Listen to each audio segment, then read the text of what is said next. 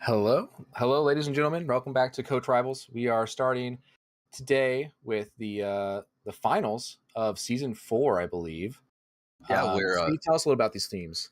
we've got Ctrl+Alt+Defeat and Diamond in TFT, both absolute monarchs throughout the season. Ctrl+Alt+Defeat, I believe, getting first seed, only dropping a single game, whereas Diamond in TFT, if I recall, were the second seed. Maybe they were the third seed. Regardless, they did really well. Diamond in TFT has Bibob up in the top lane, Pac-Man Monarch in the jungle, Zucchini in the mid lane, Eric29 as your ADC, and Merlin in support. My bad, that was Ctrl+Alt+Defeat.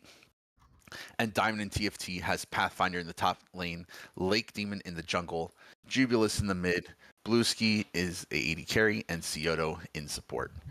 Both teams really well rounded out rosters, a whole range of different elos for these players, but still making the best of what they've got to work with. Yeah, we've seen a lot of these teams really duke it out this summer.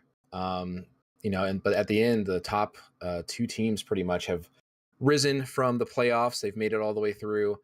Should be a pretty exciting time, even though I'm not quite sure who took the one game off the top team here, but they're definitely the favorites going into this. Yeah, my team, Shiny Kitsune, was the only team that took a game off the top team. And honestly, it was just, we had a fantastic vision control.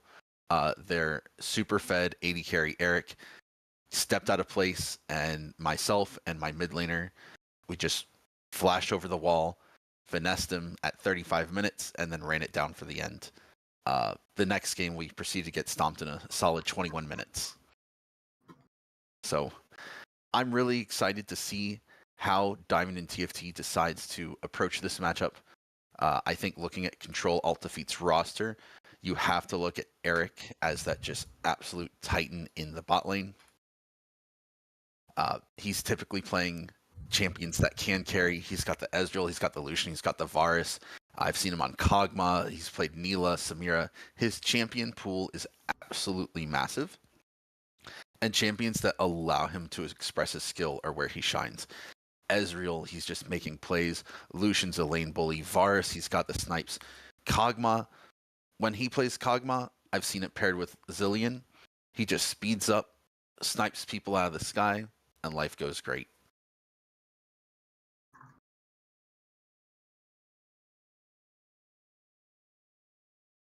All right, folks. All right. Oh, yeah, you go for it, Steve.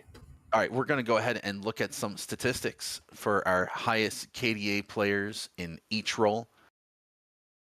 All right. Our first highest KDA player, so this is throughout the whole season. Our top lane was Ched with a 4.0. A jungle was Pac-Man Monarch with a 4.83. That is much higher than my personal Zach. That is for sure. A Smooth Criminal in mid with a 5.65. ADC is Careless Wanderer, and support is Merlin. Was that a duo? Did they just absolutely crush the bot lane down there? No, I believe Merlin is supporting Eric. Okay, Merlin's supporting Eric, so he's never going to die with the ADC Champ Ocean that he has there. Overall, pretty high stats. I mean, they're obviously our highest KDA leaders. I would assume most of these teams, this is probably the highest, probably carry for those teams. Probably the biggest impact players that they had, if I had to guess. Yeah, I would definitely agree with that. Typically, when you've got your high KDA, that's the lane that your jungler's coming to a lot. That's the lane that you are relying on to carry your game, which even applies to Merlin, who was supporting Eric in that bot lane. And we'll get to see more of him in today's finals. Let's go ahead and take a look at our next stat. Overall, so we have the most kills, so I expected to see a little bit more of the same here, although it looks like we only have one of the similar as the Smooth Criminal in the mid lane. The rest of them, not too surprising. Pathfinder, Resetto Kaiba, I believe those are both the highest ranked players for those teams. I think every single time, every week I saw Resetto Kaiba had like a 30 bomb or 20 bomb or something in those series. So he's going to have a lot of kills. I'm surprised he's not number one overall. Only really outclassed by Eric with 150, which is outrageous.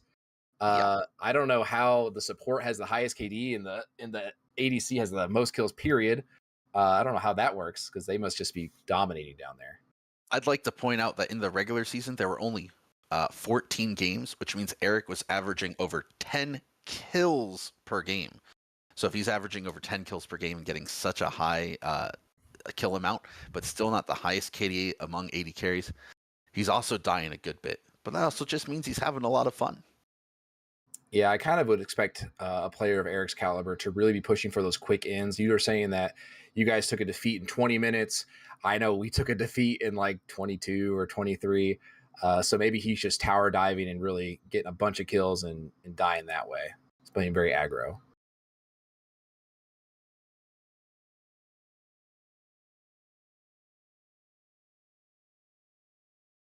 All All right, right, time and to move on to the other category of least deaths. Often the most important part of the league. They always tell you, especially when you're bronze like I am, to stop dying. So let's solid give advice. us a rundown here, Svi. In top lane, we have Axion first and Beboe. Jungle, we have Pac-Man Monarch with the fewest deaths throughout the whole league. Congrats to them. Zucchini in the mid lane. Careless Wanderer and Gangarithith tied in the ADC, and Merlin in support. Y'all, not dying is such a crucial part of the game. When you don't die, you don't give over the gold. And everyone knows that gold is how you win the game. It's not about breaking towers and breaking Nexus. It's about getting that sweet, sweet money.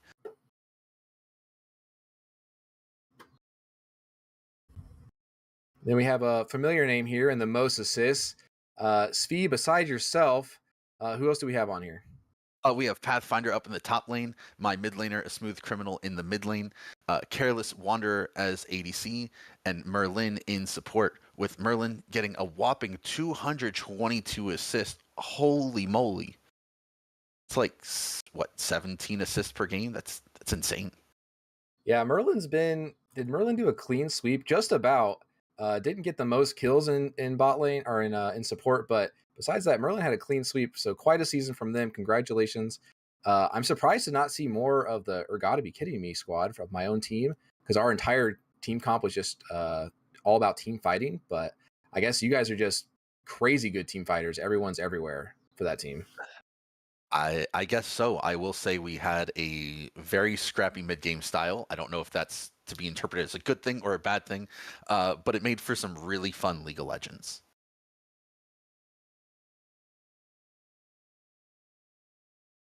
All right, we are going on to draft. For those of you that don't know us, I'm athlete from or gotta be kidding me this season. We did all right. We were in the middle of the pack, so we didn't do anything too crazy. I'm Zvi from Shiny Kitsune. We also did all right, middle of the pack, and then unfortunately lost to my co-analyst athlete over here in the first round of playoffs. We are going to be taking y'all into draft very shortly.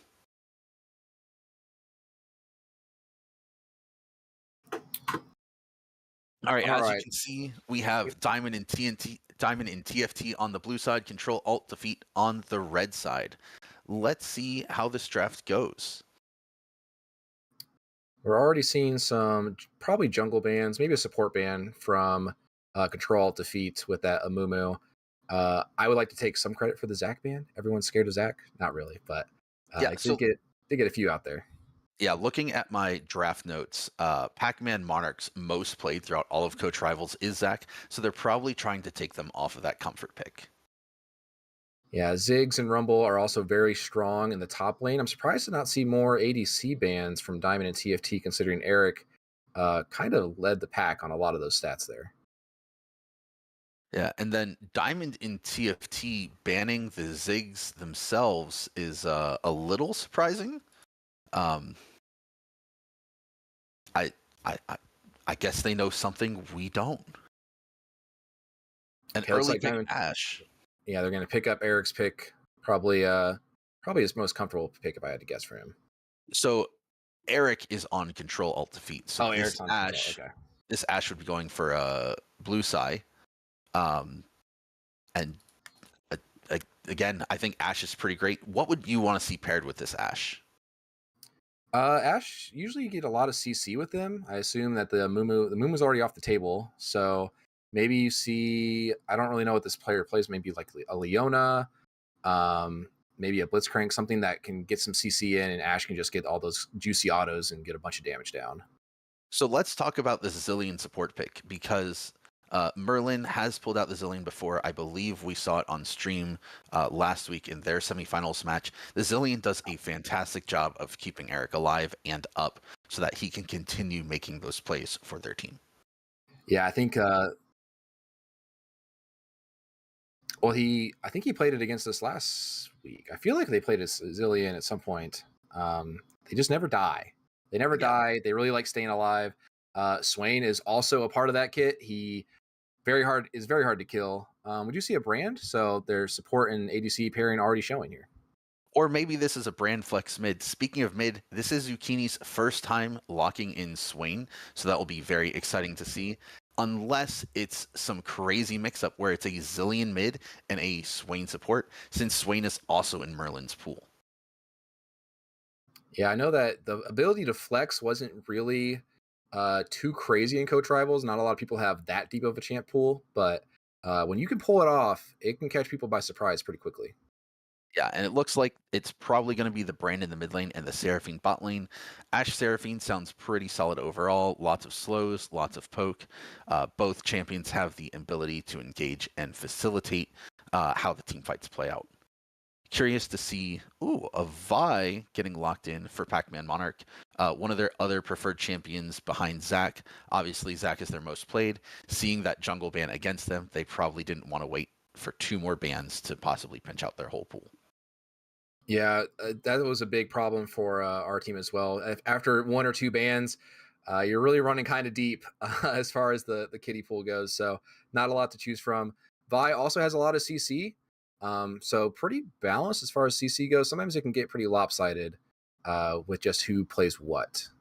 So I think Ctrl+Alt+Defeat, like they banned Alawi. I think they're going to send another top lane ban. If it were me, I would probably ban out the Mordekaiser. I feel like Pathfinder has a really strong Mordekaiser, and he'd be able to lock Eric in that Death Realm and really impact team fights by removing Eric from the equation. Yeah, we see 2 pretty solo carry top lanes already being banned. Set arguably in there as well from Diamond and TFT. I think that the mitigation for top lane is definitely going to be a consideration. And there's a Yone. So yeah, we're really trying to stop the island from rolling everyone else in the lobby. Yeah, it definitely looks that way. The Yone ban is really nice. I think they're just sending all these bans, toward top lane to try and help make sure that their top lane champions are what they want. Ctrl+Alt+Defeat, even saving that top lane pick for the counter pick, make sure that they can get Babob ahead in that lane so that he can heavily impact the game with the split pushing. Yeah, I wouldn't be too surprised if top lane is the biggest mismatch for Ctrl+Alt+Defeat. So kind of mitigate what's going on up there, make sure that they don't get too crazy strong. Ban them out if you can, give them the counter pick. Eric, the mid lane, they'll take care of themselves. But we really want to make sure that we not really babysit the top lane, but we don't want it to get crazy out of control. Yeah, and there's that Mordekaiser I talked about for Pathfinder. I would not be surprised. It's just a really strong pick. It's hard. There's no like super hard counter to it. He could have gone something like a Darius or a Malphite, but picking Darius is banned. He could have gone something like a Malphite, but a pick like that blind can really, really punish you. Whereas Mordekaiser has a lot more lane stability, and a Trundle to round it out. That's going to be really good for dealing with the Swain by removing all of his inherent tanky properties during team fights. Yeah, the Trundle's also going to be annoying just for slowing purposes against with the Ashe. I think Trundle is probably my least favorite jungler to play against. So it looks like these teams have really thought about their draft quite a bit. We have the comfort pick of Renekton for Baboi, so that might be a pretty good matchup up top. But yeah, I think overall, I don't see anything super lopsided about these drafts. I think one thing to be concerned about is the Swain's ability to get into these team fights. I have faith that Ctrl+Alt+Defeat will make sure they play around that well. They can use the Zilean speed boost to get him in. But if you look on the side of Diamond TFT, they can do a lot of poking without having to force a commit. They can slow with the Trundle pillar. You can poke with the Ashe, the Brand, the Seraphine. You can engage from range. You can make the pickouts with the Mordekaiser ult. I think Ctrl+Alt+Defeat is going to have to do a really, really, really good job of poking before team fights and not mispositioning. Because if they misposition, Pac-Man Monarch's going to ult in with the Vi ult. Zillion is going to speed boost in Swain and Renekton so they can get there. If we're looking compositionally, I think it really does come down to top lane. Whichever team, like if Diamond and TFT is winning the top lane and they can split push consistently with that Mordekaiser, you can't send just one person to answer that Mord. Then they can play the poke game with the Ashe, the Brand, the Seraphine, and the Trundle. Yeah, I mean, with the Zillion ult, I do like the control to defeat other champions to bring them back to life, and a lot of them will heal quite a bit, I believe. Whenever they get brought back to life, like Renekton usually builds some healing items, Swain will build some healing items. And so, it's one thing to kill someone who's really hard to kill once. It's very hard to do it twice. So, I think that's really what got us when we played against them. I think it may have been a practice. It may not have been last week in the matches, but the Zillion was just making things unkillable. When we finally killed them, they just came back to life. It didn't matter. So that's the biggest problem that we had when we played against these guys. Yeah, and I do feel like we should talk about the lane matchups. Mordekaiser, Renekton, I feel like overall both those champions do fine early. Renekton should have the upper hand, but just looking at it objectively, Pathfinder is likely a better laner than Babob, so I'd expect him to have the slight advantage. In the jungle matchup, we're both junglers. Trundle into Vi, how do you feel about this jungle matchup? I don't foresee a whole lot of invading because whoever invades probably dies to the other person. I think they can really just beat each other up pretty hard. So we probably have just a lot of, uh, you know, facing off against the computers basically from the junglers. Not a whole lot of invading or fighting. I think the Vi probably has a slight edge just because she is more engage heavy, can probably get to ganks earlier and faster than the Trundle. But I think it's pretty even matchup. I don't like playing against either of those junglers because they just get in my face and beat me up. So they can do that to each other all they want, I suppose. Yeah, I completely agree that if either of them are invading, they better have prio in both lanes of the side they're invading. Otherwise, they're going to get collapsed on quickly. One other interesting thing we haven't touched on yet, Diamond and TFT. I'm pretty confident the Brand is going mid and the Seraphine is going support, but the Seraphine could go mid instead and the Brand support. What are your thoughts on that, athlete? I'm all about the off meta. If they want to take Seraphine mid, that's fine. I do like Brand with Ashe, burn plus just spamming arrows to kill people. Pretty effective. Brand's ult is also really strong, especially when there's two people in that lane. So I wouldn't hate it. I think they can probably flex either way. If they both can play each other's champ, then maybe they catch each other off guard. You might want Brandon to Swain though, just because Swain has such long poke. That might be the biggest consideration for mid lane. Yeah, and I think I'm on the same idea as you, where the Brand is really the one that I would want laning into Swain.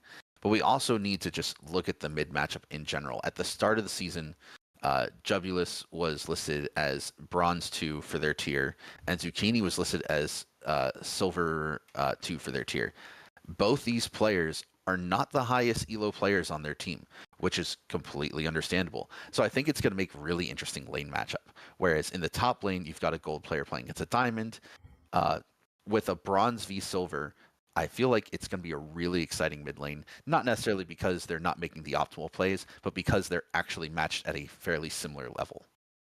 Yeah, I would also say that maybe though Seraphine into Swain wouldn't be too bad. I predict because it is the lowest ranked lane in the game, they might be getting a lot of action from the junglers, and Seraphine can get away a little bit easier than Brand can, and Swain is just able to kind of run away whenever he wants to. So I predict that might be a thing, but I would still expect to see the Brand against the Swain just to have that poke.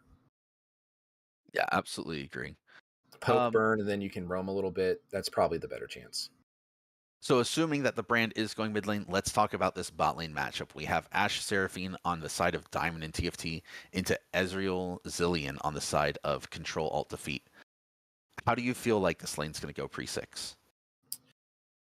Pre-6, probably, I would have to say Ashe probably has the advantage there. I think post-6, with the stuff that I've seen from Ctrl+Alt+Defeat, Zillion being able to ult the Ezreal, and then Ezreal just tower dive and murder everyone in his path, that could be a very real type of potential that could happen there.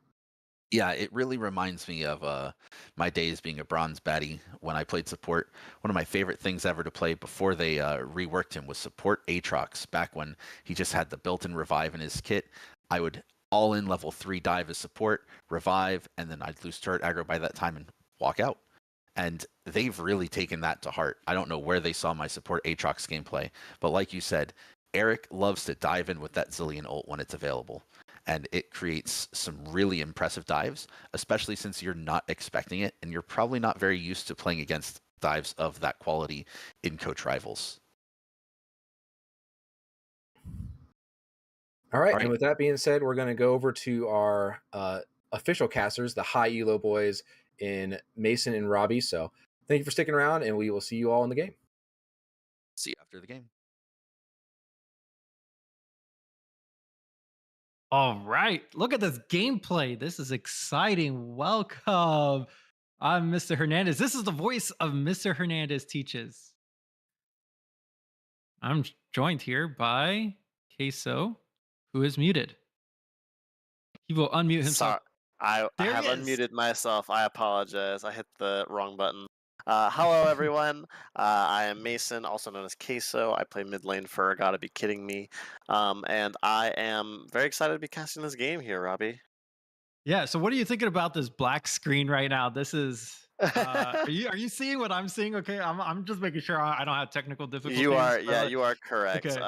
We're seeing a bit of a black screen, slight technical difficulties, but we could still talk about the game and a bit of the drafts that we saw beforehand. I think the biggest thing, that I Am Athlete and Svi were talking about, was the positions of where these the Seraphine and this brand are going to go, depending on whether either are going to be slotted into support or mid. That could change the game drastically. Robbie, what are your opinions on that? I think we're going to find out in just a second. They were kind of tossing around some ideas around that, but we get the privilege of just knowing the answer as soon as we get to the game. But you're talking about the brand. I don't think we've seen much brand this season from any of the coach rivals teams. Correct me if I'm wrong. Yeah. No, I think that's correct. In all the games that we've played, I can't particularly remember a time that I've seen a brand in any of the lanes. Yeah, I'm actually scrolling through Discord right now, looking at all the screenshots, because in a lot of the analysis of these games, you start to look across the season, you start to examine what your teams were kind of tending towards. But that's one of the amazing things about where our season kind of finishes for coach rivals, because you get to this point and the meta has changed so much from where we started the year, that some players are just picking up champs left and right, or they're pulling stuff out that you haven't seen them play all year by the end of the season. And I think that just shows these coaches are really adaptable. They're really keen about teaching their players the skills that they're picking up this summer as well. I agree too, and we've seen a lot of ingenuity from a lot of the teams around here, and having a lot of that, uniqueness in draft is what makes Coach Rivals a very interesting and just overall fun experience for everyone. I know that one of the premier bot lanes that many people talked about and many people banned out from, or Gotta Be Kidding Me, was our patented Luxena. A relatively non-standard playstyle, but working for ourselves. Oh, I think we have gameplay here. So go ahead, Robbie, lead us off here. And the answer is here. Cioto actually looks like it's going to be a lane swap to the mid lane. That's interesting. That's crazy. He's played support for most of the season too. In fact, I think he played support this entire season, minus a couple games that he missed out. Oh, you're right. It's actually the player swap into the mid lane. That is a lot more. That's a lot more spicy than we were particularly intending for, I think. I think Jubilis being able to play this Seraphine down in the bot lane, it makes a lot of sense. You know, Seraphine is traditional support, able to deal hopefully a lot with the poke and harassment of the Zillion and Ezreal down there. And just be able to kind of live, survive, get themselves into a standard mid game, get themselves into a potential spot where they're hopefully going to be able to carry, as we might have some actions early. Yeah, they're actually going to catch out Jubilis, but I think he's feeling pretty comfortable, knows that the damage isn't going to be that high. Unfortunately, the wave is going to be coming in right now, and that is really going to set them behind, and that is going to slow down Lake Demon in the jungle a little bit without that extra DPS. Yeah, exactly. And having Jubilis just have to go back on this early push here, it's a bit unfortunate. You know, obviously going to miss out some XP, but it looks like Lake Demon on this Trundle has a pretty standard clear, as we see the junglers actually starting opposite sides here. What's your take on this, Robbie? Well, it goes to the strengths of both teams, right? So Lake Demon's going to want to path towards the top side where Pathfinder is, and that's going to really bring in early aggression to the top side. And a Renekton falling behind early against a Mordekaiser who's normally weak early game, that's really going to set him up for success to really just dominate this game. Whereas on the other side, Eric29 is going to have to jump down and put some carry boots on this more defensive Ezreal pick. And so that's why I see Pac-Man Monarch kind of guiding himself towards that position. Yeah, I would have to definitely agree. I think Eric, like they talked about in the pre-show, Eric is definitely one of the strongest, if not the strongest AD carry in this entire league. And you can actually see him going here. Yeah, he's coming forward. Jubilis does have heal, uses it, flashes away, but the bomb and the arcane shot comes into the back, and that's going to be first blood going to Eric29. Incredible play out here by Eric, showcasing a lot of that early aggression here with the Zillion, and just with the speed ups, not afraid to arcane shift in, but more damage in the top lane. The gank actually, but it goes the other way, and Pathfinder dies on the top lane, and everything is going wrong for Diamond and TFT as the top lane goes down, the mid lane goes down, and those lanes are crashing really hard. That's going to be really tough for Diamond TFT in this early game. Yeah, losing a full 2 waves up there is going to be devastating for Pathfinder. Hopefully he can bounce back, but you know, having 8 CS. The good news is that it does look like it's actually going to freeze or actually slow push in front of his own wave, so hopefully he'll be able to catch some of this next wave. But this aggression from the bot lane is just crazy right now. And I'm not sure if you heard it a second ago, but that ambulance is coming in for this early game in Diamond TFT. Like, they are struggling right now. They find themselves 1,500 gold behind. Yeah, this the early gold lead here from Ctrl+Alt+Defeat, and just the continued pressure. And this is something that's been going on for a majority of their games, especially just throughout the season. We've seen it in all of the recaps and all of the playoff matches and all of their stream matches. They've just had this continued pressure. A bit of a skirmish on the top lane, but it looks like we're just going to have a slice of dice. Oh, he's so defensive in the top lane. But, you know, I look across Diamond and TFT. Things are not looking swell. Zucchini is actually going to be getting a pretty trade. Actually, they're coming back the other way against him. And Bevo Bay going in on the top lane. But Diamond and TFT, actually, is this going to be an all-in? No, it's just going to be a big trade for Pathfinder in the top lane. But as I was saying, the Diamond and TFT, they have tools, even if they fall behind. Look at those picks. Like, that is something that can really take over a game, even if they're 2 or 3 or 5,000 gold behind. I agree, and definitely they have a lot of champions that, oh, here we go. Actually, here comes Pathfinder. He gets the stun up, and oh my god, that big trade. You thought it was going to go the other way, but now it's also in the bot lane. Blue side going down really low. Eric29 is going to have to fight its way out of this, but Jubilis goes down to the ignite, but Merlin on the other end. That's going to be a kill for Lake Demon. Flash. Eric29 flashes forward, gets the arcane shot again. Both of the bot laners go down. Is he going to be able to get away from Lake Demon? Here comes a chomp in the back, and Pac-Man Monarch is here. Lake Demon, he is going down. The phase shift forward. Eric29 has 4 kills in this bot lane. He is big. Oh, it's a disaster for Diamond and TFT. We thought we had like a really great play down in the bot lane with the Trundle gank. Ends up getting the Zillion kill, but Eric with the shiftiness and the arcane shift out, it is just too much as we have the help over from Pac-Man Monarch on his Vi. What a great response from Ctrl+Alt+Defeat, and I think they're starting to crack this game wide open with this 3,000 gold lead and a dragon here at 6 minutes. Yeah, and this is a game where if this is a scrimmage, you're looking, okay, there's nothing to go back. We all have really weak early game champions, but what can you do if you're Diamond and TFT at this point? Like, what opportunities do you have left? I mean, like we were getting into before a bit of the action here, it's the one saving grace that Diamond and TFT has is their draft is always good and it's always going to be useful. You're always going to be useful for Ashel as long as it lands. Always going to be useful for Seraphine ult as long as it lands. It's going to be another fight. 7 versus 5. Pathfinder needs access to 6. He cannot get any minions. Oh, there it is, level 6. You got to watch it out. And now he's going into the death realm. Is he going to be able to stay alive? Yes, those stats are going to be able to keep him alive, but watch Pac-Man Monarch. He is heading up here. Vivo Bay is putting the pressure down.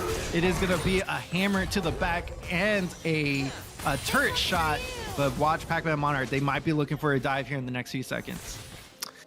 Does look like Pac-Man Monarch's just going to retreat off to their red side, but they're out their Krugs. But as we focus in here in this bot lane, Diamond and TFT has a lot of usefulness in a lot of their champions. Oh, we have another gank here in the bot side. Is this going to be enough? Lake Demon focusing Eric 29, but Merlin is level 6. And level 6 versus level 5, Merlin is going, they feel no fear as they just push him away, and Lake Demon is not able to get any pressure for his bot lane to salvage this game. Yeah, there's immediately a lot of action, and we just see the intense poke and the intense harassment that we were talking about in the early stages from this Ezreal, from this Zillion. Like you said, feeling no fear, Robbie, just walking into this lane. Oh, Okay, but Siono is here, gets the big shutdown, and that is an incredible play.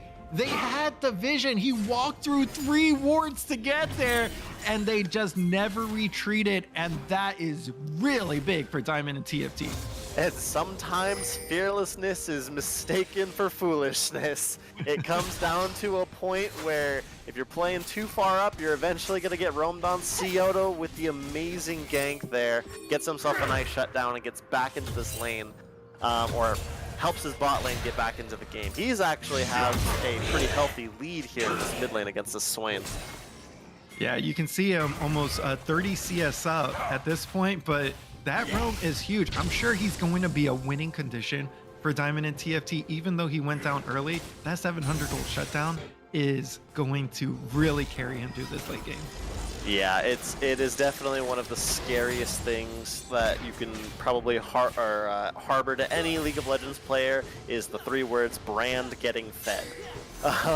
It is one of the scariest sights. That ult begins to just rip through people, and if Diamond and TFT want to look for any sort of win condition, I think Cioto might be it this game. They have good champions, they have good hit comps, but I think Cioto maybe have to be the focus here. Exactly. I think they need to kind of cut off the bot lane. You know, their bot lane Ashe and Seraphine, they're going to be very effective throughout the entire game. But with Cioto being so big, that's looking really good for them. A bit of a fight up here in this top lane. The two. Okay, but Lake Demon, this is going to be the thing that changes it up. Does he have a way to get forward? Yes, he does. The flash, but the slice away straight through it. The flash forward, Vivo away, getting a huge heal, but not able to kill Pathfinder. Is he going to be able to stay alive here? And no, he doesn't. That flash, it does get him a 1-for-1 in that gank. As the gank goes into the bot lane, the tower goes down. The dive comes forward. Here comes the ulti. Merlin flashing forward as well.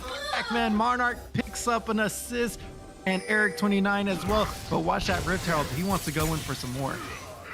Oh man, that was the crazy top lane play. I really thought those two were just going to fight it out there, but Pathfinder able to find that kill onto Bibobe, but unfortunately having to trade Lake Demon. And with like Demon obviously on the top side, that just gives this Vi free reign to just come down here, drop this Herald, pick up 1.5 towers. It's getting dicey, but you have Ctrl+Alt+Defeat. Okay, wait, watch the flank around. He walks around. They thought he was going mid. The ulti comes out. Merlin goes down. There's no more Zilean ulti in the wind, and Pac-Man Monarch trying to come forward as well. But Eric29 down to 300, 400 HP. The fly forward, Scioto wants it, and this is going to be the turnaround that they're looking for. Scioto is doing a lot of work. The Vault Breaker and the Flash is enough. Maybe Lake Demon does get the knockup. The chase is going to keep going, and Ash, no Enchanted Crystal Arrow to come out against them. But this is, it is dicey, but they are fighting back. That may have been a potentially game-saving play for Diamond and TFT there. It really did look like the bot lane was falling apart, just not having any sort of cohesion, not being able to ward off the assault from Eric and Merlin on this poke comp. But here comes their savior Scioto down in the bot lane to flare off some of these intense pushes and get himself a nice early lead. He's definitely going to be the winner of this game. Absolutely. They are looking strong in the mid lane. I think it was called out. And actually, they're trying to make a play in the bot lane. But if you want to play towards Scioto's power, you gotta stop giving up advantages, these huge advantages in the side waves. I agree. It looks like we got a fight up here. Is he gonna ult it? It is looking pretty good, but on the back end, Eric29 does get the ult on the other side. Scioto is going to be able to shut him down. Pathfinder, Bebo Bay down to 200 HP apiece, and Bebo Bay is going to get the kill and heal up 200 HP. Just needed his cooldowns, and Merlin ulting himself, waiting for a second for Pac-Man Monarch to come here. And blue side, that was a bait, and he got baited. Pac-Man Monarch is here, and that is going to be the ulti in your face. And again, the side lanes that aren't Scioto, they are going down. The Ashe saw the gold. It was right there in front of her. It was too much to resist, but unfortunately, with the revival of the Zilean ultimate, having the chrono break up allows these plates to fall in this mid lane.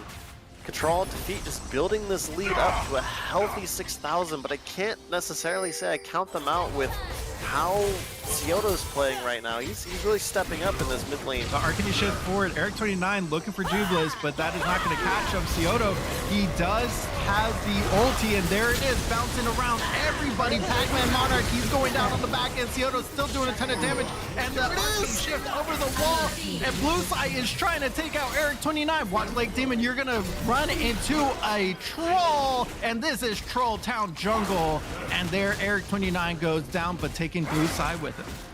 That was insane. Scioto really showing that he's like, if no one else is gonna do it, I'll step up and be the carry here. Going to immediately pick up 3 more kills on a score of 6-1-2 with a finish Leandri's, finish Sork Shoes. This is going to be insane damage coming out from this brand from here on out. And again, in the top lane, Pathfinder, Bebo Bay, but Bebo Bay is not winning these as hard as he was a minute ago. Pathfinder is still waiting up for his level 11, but he is feeling very comfortable in that trade, taking no damage and taking a huge chunk in the top side. I agree, and we can look at these items too. It looks like Bebo Bay has gone for a bit of a more defensive build here with the early Hex Drinker, Merc Treads. Obviously is a little bit afraid of this Mordekaiser up here, possibly just doesn't want to get outclassed by this damage. He's pretty far out. Okay, no, I thought if he didn't get the dice part of the slice and dice, that was going to be a bit of a struggle, but he is taking a whooping against Pathfinder at the moment. Yeah. Okay, but they are looking mid. Scioto is here. The ulti is out. There it goes, bouncing around. Here it goes, Godlight and Zucchini, and Blue Side takes him out on the other end. Actually, no, Scioto with the triple kill wipes out the entire team, and just like that, 3,000 gold behind, but the kills are even. Diamond and TFT are showing what this team comp is all about. They're doing it, Robbie! They're doing it! It's really happening. Scioto is just putting the entirety of Diamond and TFT on their back, and just chunking out triple kills. These ultimates are just bouncing. It looks like Ctrl+Alt+Defeat just can't get the spacing right to try to disengage any of these brand ults. It just keeps getting caught out, but oh boy, we have Bibobe in the mid lane now. Okay, and Bibobe looking, he thinks he can be the savior against Scioto. That's why he's got the Hex Drinker, but Scioto, his cooldowns are coming up, and this may not be a fight that you guys want in the next 10 seconds. He is just waiting, he's poking, and he's doing a ton of damage. Oh my God, the brand burn. It's just every bronze player's nightmare. It's literally just every conflagration that this brand gets. Brand okay, but look at these blinking health bars. Scioto is coming over. He's seeing all of these kills that can be put out. They're maybe looking for a dive. The ulti does go out, but what kind of damage it's gonna do? The ulti does catch one, but Merlin very clean on that Zillion, gets Eric29 out of it, but oh no, the damage burns 5 seconds later. It's gotta feel terrible. Pathfinder with the shield, he's going to be able to make this an even fight. Is he gonna be able to get it out? No, and Bibobe in the 1v1 and cross map ace. Diamond TFT is looking good, but then it turns right back into Ctrl+Alt+Defeat's favor. Yeah, and we've got to really highlight the Zillion pick. I mean, I think without the Zillion pick, this game gets turned on its head very, very quickly, Robbie. And being able to save Eric, being able to speed people up, and I mean, but you even see just the intense damage from this brand, and it's only going to get worse. We've got Pac-Man Monarch dying 4 or 5 seconds after this initial skirmish in mid lane. Okay, but Lake Demon's not happy that that dragon went away. He thinks he could get a kill. Zucchini down. He's trying to heal up, and he stays alive. And that is going to be a kill going on. I actually didn't see who got that, but somebody on Ctrl+Alt+Defeat. Everybody showed up there. He's just stalled for so long. I think that, yeah, that screamed to me just a little bit of tilt. It was a little bit of tilt of, hey, we're not getting any objectives, or we're getting far fewer than really that I'm hoping for, and losing that dragon, just really wanting that kill onto the vibe, but not able to come up with it. It's gotta leave a sour taste in your mouth, I gotta imagine. And Lake Demon's feeling pretty good. 3, 4, and 8. He's got some gold beneath him. Able to take out some of these champions like the Swain and the Vernectin. But it's just without having your brand in your back pocket to really just burn down these huge team fights and fight over these objectives, you really can't be going forward. Yeah, and I'll ask you, Robbie. I mean, looking at the side of Diamond and TFT now, we know the brand has a lot of strength behind it, but what else does Diamond and TFT have to do to remain relevant in these fights? You can't just imagine Scioto to carry it all by himself. I want to wait to answer that in the next 90 seconds because it might be something. Okay, this is going to be a pickoff. Blue side does get the ulti down and save himself, but Eric29 with the snipe on the backside, but this fight is all over the place. Eric29, he's actually extremely low here. He's going to arcade shift over the wall, goes down to the trundle. All right, but this is looking really good for Diamond and TFT. They lost Eric29, and now they're going to be coming in. Bibobe thinks he can do some work, gets the kill, goes on a killing spree for it. Big shutdown going over to Pathfinder, and all of the kills are going to Pathfinder. He's got 3 of them, going from 1 to 4 this game, and those are shutdowns. They need an objective, and they are going to try to take down this mid turret. I told you I wanted to wait a little bit longer because they are reaching these points where these fights are going in their favor. And I think that's your answer right there, honestly. Pathfinder getting 3 kills off the mid lane skirmish, taking this mid tower with an objective bounty, and it looks like Diamond and TFT are really just willing themselves back into this game, you know, pushing themselves back from a 6,000 gold deficit. Now it's only 3K. It's playable, definitely. Yeah, they keep shifting between that 6 and 3K deficit. They need another fight to go in their favor. If they need to stop getting picked off in the side lanes, which of course is an easy thing to say as the caster here, but they really just need to not lose the side lane here for the next couple minutes that hard, get picked off solo, but wait for another huge team fight, something that's really chaotic, that's going to stretch the communication to Ctrl+Alt+Defeat. But I think Diamond and TFT, they're here to play. I agree, and I do want to shout out definitely Jubilus for this quick lane swap here. He's played pretty magnificently on the Seraphine so far, hitting a lot of key roots and key stuns. Really in desperate times when Scioto is allowed to walk forward and allowed to use his ult in a way that... Oh no, but Eric29, I think he's gonna get this chase down. Those, oh my god, those Mystic shots are just taking out huge chunks from Jubilus. Yeah, those things are hurting. That's the power of Triforce right there. Yeah, and he's got another half item, so he's looking to finish this real soon. Yeah, it really comes down to if we can CC Eric, but we have another fight here. Watch the fight. Actually, is Scioto going to be able to get a kill? He does get a kill on the other end, but I don't think it's going to be enough. Actually, Eric29 is going to join Pathfinder in the Death Realm. Is he going to be able to finish it out? The flash away. He does have Arcane Shift, but no, he was still in the Death Realm for the final tick. Hits the wall for that, and now they know we can keep going. Pathfinder, he is marching forward. This is a frightening show.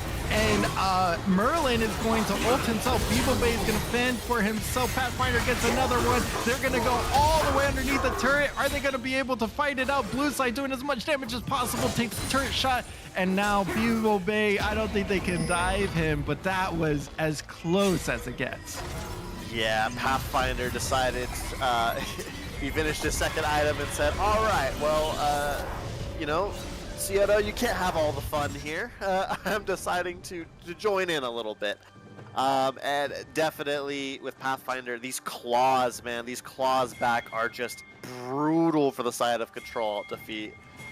Yeah, he's nailing every single one, and these fights are lasting so long for him that he is just able to survive these fights. He's able to activate his shield 2 times in some of these, that as long as these fights are getting drawn out, Scioto and Pathfinder can just keep fighting and just deal so much damage in here. I agree. Look at Scioto, he's in the front line here. Yeah, that's pretty. Okay, watch this pincer maneuver. They are pushing them away from the dragon, the objective. They can't even move in. Eric29, he is pointing, and he's fighting everyone off from the side. Jubilus goes down extremely low, but Pathfinder goes in. The ulti comes out. They are diving Scioto. He goes down. The ulti goes off. Everyone is dying. They're standing next to him. They are melting, and Pathfinder is going to be getting blue side. Actually, double kill. Now it's going to be everything. Eric29, he's chasing everybody away. Pathfinder is going to get one. Eric29 and Pathfinder is the carries for these teams. The hopes and dreams lasting, and triple kill. Eric29 is willing his team back into this. The river is looking like a graveyard right now. Look at all the bodies. A 5-for-4 fight with an ace, with Eric being the only survivor. I don't know what to make of this. This is insanity. Scioto obviously hitting a really stellar ult, but we've got to talk about Jubilus. Like we mentioned earlier on this Seraphine, that I think it's called Encore. Her ulti was absolutely massive there. I think it hit 3 or 4 members of Ctrl+Alt+Defeat in that bottom side river to kick off that fight. And things were looking really good. Again, they're fighting these. Unfortunately, that's going to be Soul Point going over to Ctrl+Alt+Defeat, but they're keeping it as close as possible. And none of these fights are clean from Ctrl+Alt+Defeat. And as this game's getting later, that's an opportunity to lose if you don't get the fight that you need. Exactly, and you know, having any sort of mispositions against maybe a Brand or a Seraphine or even an Ashe with this Crystal Arrow, as long as it gets further and further into this fight, those missteps are going to cost you later in the game. Yeah, Jubilus getting poked out pretty big here. Actually, they're going to be looking to get 2 of these, and Lake Demon, he's going to be running away, but on the other side, Scioto and Pathfinder come in, and they are just wiping them. Oh no, but Eric29 and Zucchini is saved by Merlin with his final breath. Blue side is going to try to fight it out as much as possible, and Eric29 doesn't care. He's going to get a double kill, and the only player that goes down is going to be Merlin, as he saved Zucchini with a really clutch ult, and that was pretty fight changing. Exactly, and I really think, like, man, it looked so good for Diamond and TFT at the very beginning. It really looked like they were going to get that disposition from Eric, as he was playing very forward, very aggressive, as he always does. But unfortunately, the cavalry was there, and they were ready to come to the rescue very quickly, and it resulted in a 4-for-1 fight and the Baron for Control defeat. This, like we've said this every single time, Diamond and TFT, they get something that looks good for them, but these last two fights haven't looked that great for them, even though they were keeping it close. And now it's going to be looking pretty rough for them with this Baron in the back pocket of Ctrl+Alt+Defeat. Looks like Renekton did blow his flash out of the death realm of the Mordekaiser there, so that might be an interesting thing as we wind down to the next dragon fight. Or honestly, could be this next anything fight with the way these teams have been playing this far. But I imagine that if you're Diamond and TFT, you probably just want to try to play late demon, he's telling Merlin, oh, okay, Merlin, okay, you're just so speedy. It's so excited, but yeah, it's a Zillion. He's just gonna speed himself up. He's got a not die button, and Lake Demon did some good damage, but not enough to get the kill. Yeah, these Baron empowered minions are gonna be pushing into the base here, and realistically, if you're Diamond and TFT, this is where you start to, you know, sing your graces for this draft. Is you have a pretty slick amount of wave clear. But actually, if you're looking on the map, this is an opportunity to fight. Pac-Man Monarch is going to be going golden and is going to eat the Zillion ulti. Scioto trying to do as much damage as possible against Eric29. He goes golden. It's going to buy enough time. Eric29 gets the kill on the other end. And the rest of the team is here. Pathfinder is going to try to chase down Ezreal as much as possible. But the team is an entire body block for him. And Merlin's going to get the kill. Eric29 goes down to blue side on the other end. But he's not going to be able to get the crocodile as he's going to slice and dice his way into him. And that's going to be an ace. And this is going to be Ctrl+Alt+Defeat moving forward to take game one. And in a flash, it just ends like that. It just ends with a Brand versus Ezreal 1v1. And unfortunately, just Scioto not being able to deal with the constant mobility of the Ezreal. And like you said, Ctrl+Alt+Defeat looking to take this down. Nexus turrets are going to fall and have a 1-0 lead here in this series.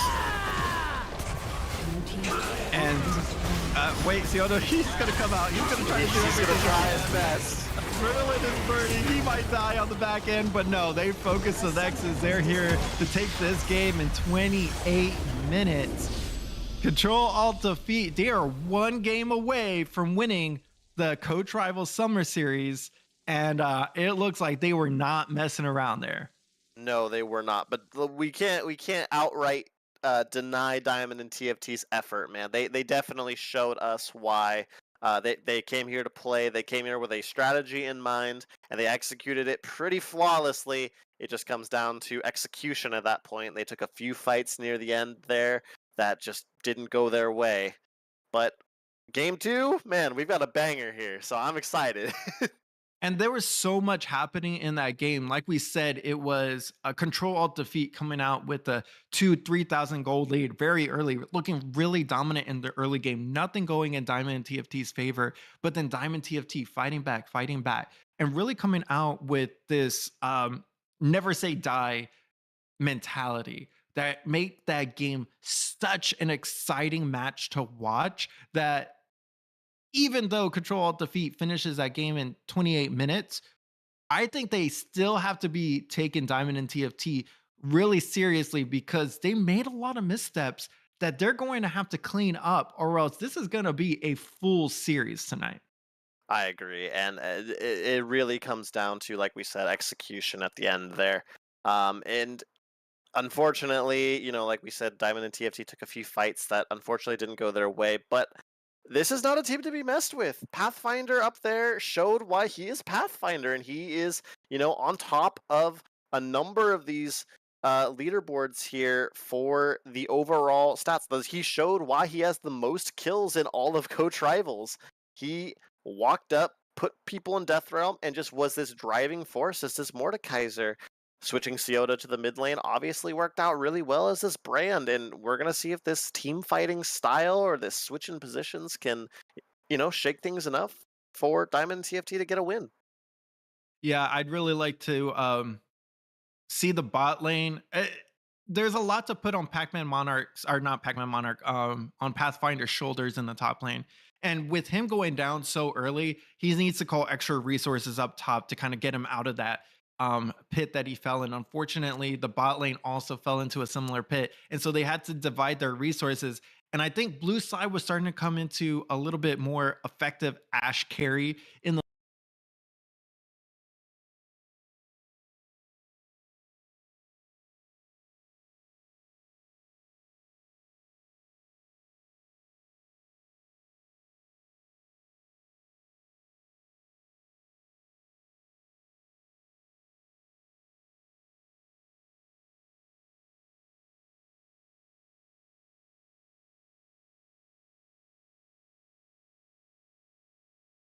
Trying to use this brand to its full capacity. We saw him hit a lot of these really premier ults here in the mid lane and get a hefty lead against the Swain, but overall able to take an early lead, but not enough.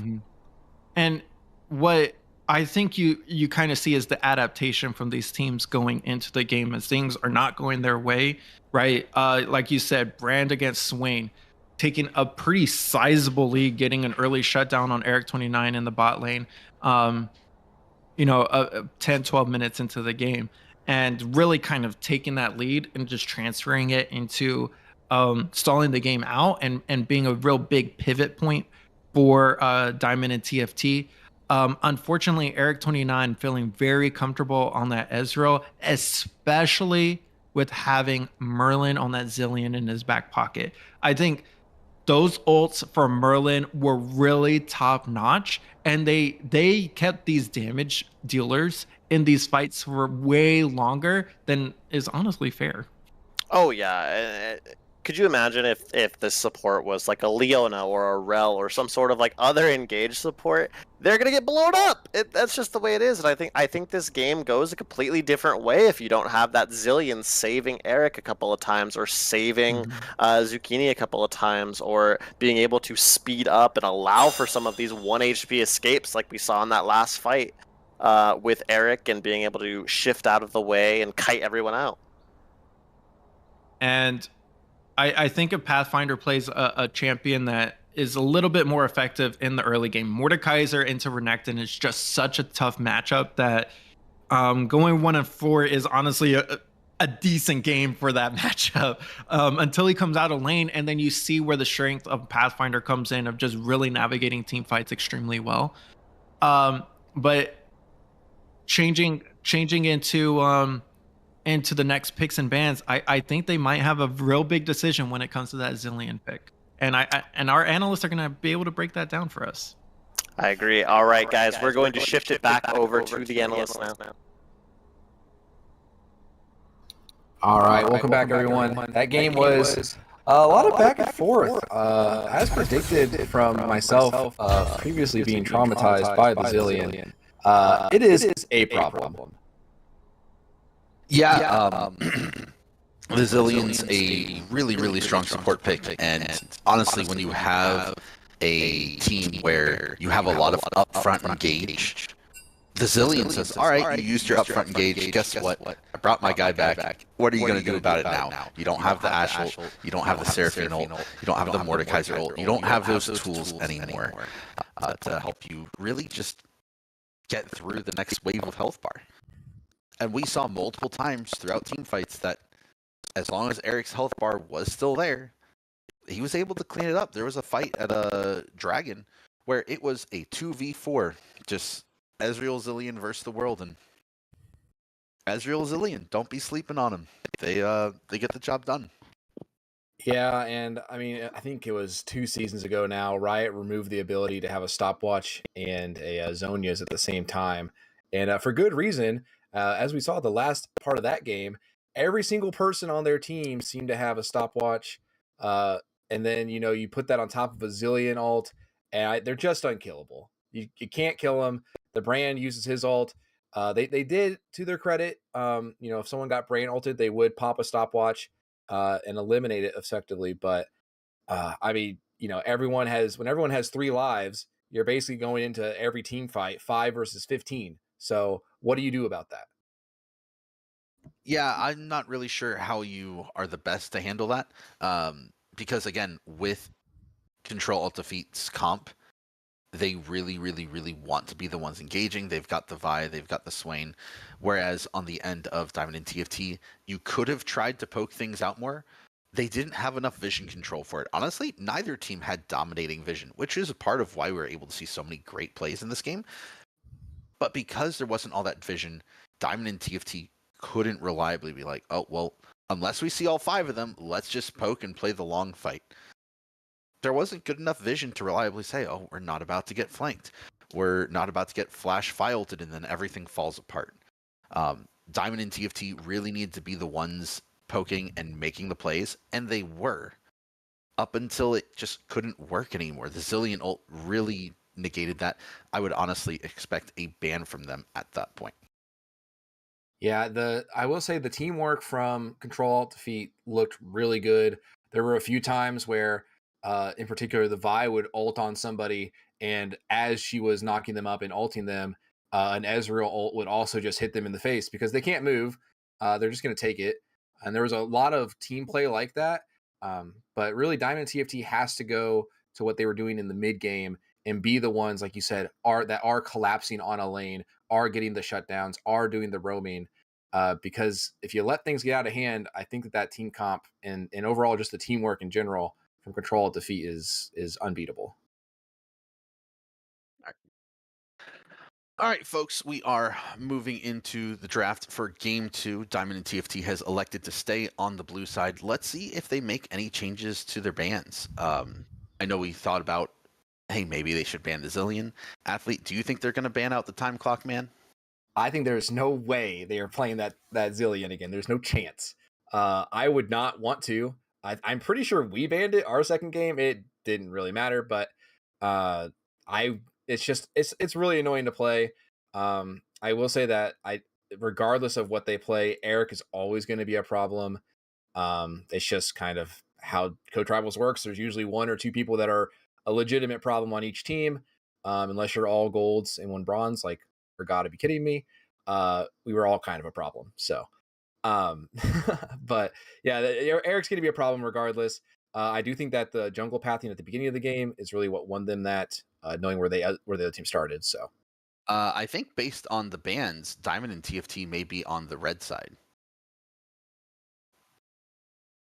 yeah, they're already getting the Ezreal out. Yeah. So we've swapped sides. Yep. It doesn't seem like they want to stay on the blue side, which is understandable. Diamond and TFT has elected the red side, which means if they're still all going to play for that top focus, they're the ones that get that top lane counter pick now. We don't see a ban out of there is no Zillion ban. I guess they just really want to continue reliving that nightmare. This is, I would maybe agree. They thought it was winnable. Yeah, I think this is pretty scary. They've banned out the Ezreal and said they can keep the Zillion. Eric has a mean Kog'Maw, and when Kog'Maw goes fast, the put that on ×2, it gets really obnoxious, and that's what happens in the game. Yeah, a lot of, and especially if they pair it with anything else that has burn or poison or anything, it does look like we're just going to get a completely different team comp. Okay, we still have the Ashe, so not that crazy, but. Yeah, I'm curious to see what happens with the Senna. Senna creates all sorts of interesting lanes. You get to play Senna Swain, Senna Wukong, Senna Pantheon, Senna Lucian, the Lovers Duo. I'm excited to see what happens now. I just really am not. We have a Senna Seraphine. I don't know what that's going to be. Maybe we are going to see that Seraphine mid this game. So Senna Seraphine is actually a comp that I had my students play last season. We would have Senna Seraphine bot lane, so we had a very supportive bot lane. We would run a Maokai jungle, an Urgot top, and any hyper carry mid. And it just got to the point where we had 2 raid bosses late game, and then something like a Katarina or a Sylas to snowball everything. So I'm curious to see if they follow a similar route. We do see a J4. I mean, this is so far turning out to be a completely different game than what we originally had. Amumu's going to be in the jungle with the Rel pick on the support. I don't really know. I felt like what? Maybe not. Both these champions can play support and jungle. I do think it's more likely that the Amumu's going into jungle and Rel's going to support. But if they feel like they need to flex it up, get the jungler on something really aggressive, Rel's the new Lee Sin. Well, I do believe we saw a complete like person swap right into the lanes, with the support player playing that Bran in mid lane last game. So maybe they're gonna swap back this game and take over their more natural roles. I will say this pick ban is happening faster than expected, especially last game. There was so much thought process to it. It seems like these teams have really thought about what they want, and they're not as much concerned as what the other team is going to be picking. We get to see a Nefiri, which is presumably going into the Vigar. Curious to see how that plays out. As we know, Nefiri's dogs can do fun things like block Vigar's Qs, which will be quite annoying in the lane. Yeah, I mean, it does look like there is a lot of lockdown. I think maybe what Diamond and TFT are going for is to just really lock down Eric, kill him as fast as possible in whatever team fight they get into, and then maybe worry about the rest later because you got a Cage, you got Rel Stun, you got a Mumu ult, and pretty much everything in Mumu's kit. They have a lot of CC on Diamond and TFT. I love this. This is a classic play. Not a classic play, but this is a signature top for Bibobi. He has played the Olaf top before, and honestly, when you look at champions like Senna, Seraphine, the only thing that's going to stop this Olaf from getting on top of them is the J4 ult. Now, J4 is a pretty historic counter to Olaf because you can trap Olaf in the cage, but if that EQR combo from J4 is used as the engage tool, which outside of Seraphine ult, that is your engage tool, Olaf is just going to be able to press R, walk right on in, Big Mundo style, does what he pleases, and starts slapping Senna and Seraphine left and right. I am curious how he's going to go into Rumble with, I believe, Rumble's E, which is does a lot of burn if they just stand in it forever. I think that might be a decent matchup for Rumble. I was kind of surprised to see an Olaf picked into him. I think the Olaf just fits the team comp really well. But I do agree that the Olaf Rumble lane is going to be nothing but pain. For the Olaf, I think we should expect to see a lot of action from Amumu heading toward that top lane. I also find it interesting that they elected to save this counter pick for topside. As far as lane matchups go, counter pick themselves. What are some possible things you might have thought of for this top lane champion instead of Olaf that maybe would have still filled the same role of getting into the backline without necessarily countering yourself in lane? I would have to say, I think maybe a Jax would be decent into Rumble. You can still get to the backline, hop over, pop an ult. Jax was my like one trick for a solid month in the jungle, so he does nasty things if he can get ahead. He is still AD. I don't really know a whole lot about the jungle meta. I just know that if they stand in Rumble and get burned, they are gonna die very quickly. Yeah, and that's just the Rumble special. It's like big fire, press R, bigger fire. Did you stop, drop, and roll away from the fire? No. Well, then you died. You didn't pass elementary school. Just a pretty commonality. One thing I do like, again, from Diamond and TFT's comps, very clear go buttons. You've got your Ashe ult, your Rel combos, your Mumu combos, your Vigar cage. Honestly, this is a really good comp for dealing with what Ctrl+Alt+Defeat has. Ctrl+Alt+Defeat is very much dive on in, use the Seraphine ult for follow-up, and Senna and Seraphine are going to poke, while J4, Nefiri, and Rumble are just going to lay down as much DPS as possible. What's stopping Diamond and TFT from saving the Mumu ult for all those engages? And just saying, hey, Amumu, save your ult for whenever Diamond and TFT, for whenever Ctrl+Alt+Defeat come on in, then we'll back up, drop the Vigor cage, and clean it up as best as we can. Yeah, I mean, there's layers to the CC. You drop a Vagar cage, you put it a Mumu Q, you ult him, you rel into him, you Q him again. I mean, you Ashe arrow them if you really want to. I'm thinking maybe they're putting Eric. Here's my spicy take of what I think might happen. Eric goes mid lane with the Nefiri because you have the two people that are kind of okay at playing support, playing easy support champs down in the bot lane, and then Eric kind of takes over mid lane. I think that might be an actual angle from them. because Eric's just kind of nasty with everything, and Nefiri is a very new champion. I would not expect many people in Coach Rivals to have put in the time and the work that it takes to play a brand new champion like that. But Eric is one of the people I think could pull it off. But they also have that 1 game buffer, so they can try to go for something that they're not as comfortable with, that Diamond and TFT is not at all prepared for. Yeah, I mean, the person swap last game was just an outrageous thing we didn't see coming at all. Yeah, and this Yodo swap worked out great. He was roaming, he was making proactive plays. He was really the catalyst for Diamond and TFT even having a chance in that game. One of the things I wanted to mention on, just because I think it's a really interesting stat, during the game, I went and pulled all of the game times for Ctrl+Alt+Defeat's games. They're not long. They might be sub 20. All right. Quick. What do you think their fastest game of the season was in terms of minutes? I think I know this one. I think I know. I think it was like week 2. It was not against us, so that's good. But I think it was like 17 minutes or something. All right, so I've got some good news and I've got some bad news. Oh God, was it against us? It might have been against us. So they had 2 games that were 22 minutes. One of them was ours. Yeah. One of them was y'all's last week. But their average game time is 26 minutes, 59 seconds for a win. They only had the 1 loss, which was against my team, at 36 minutes and 59 seconds. How many games do you think they've played that have gone longer than 30 minutes? I know that we took them. So I think the reason why they put us in the ground in 22 is because we did take them to like a 35-minute banger of a game. So I know that there's at least 2 of them. It might just be 2, honestly. It is just the 2. The game where you guys almost took it off them and the game where we took them off them, 32 minutes and 36 minutes. Those are the only 2 games they've played all season, regular season and playoffs, that went longer than 30 minutes. Like, this is showing because we were very close to winning. We were super close to winning. You guys obviously won. I think that they do play a lot of early game champs, so maybe you just turtle up, you collect some gold while the inhibs are down, and you try to take them to that long game. Yeah, but look at their comp. They are playing for, like, listen, 22-26 is their fastest game. This comp looks like a game that's trying to win in 21-25. Like, they are trying to break their record. And you know what? Finals. Yeah, and if they don't, it's going to be a really great show when we get to game 3. All right, I think it's time for game time, so we're going to go back over to Robbie and Mason. I'm hoping that my pick, I hope my call out was right. Nefiri mid with Eric. I'm calling it right now. All right, we'll have to see if that happens. Folks, hopefully we get to come back and analyze game 2 for game 3, but if not, let's take it to our casters.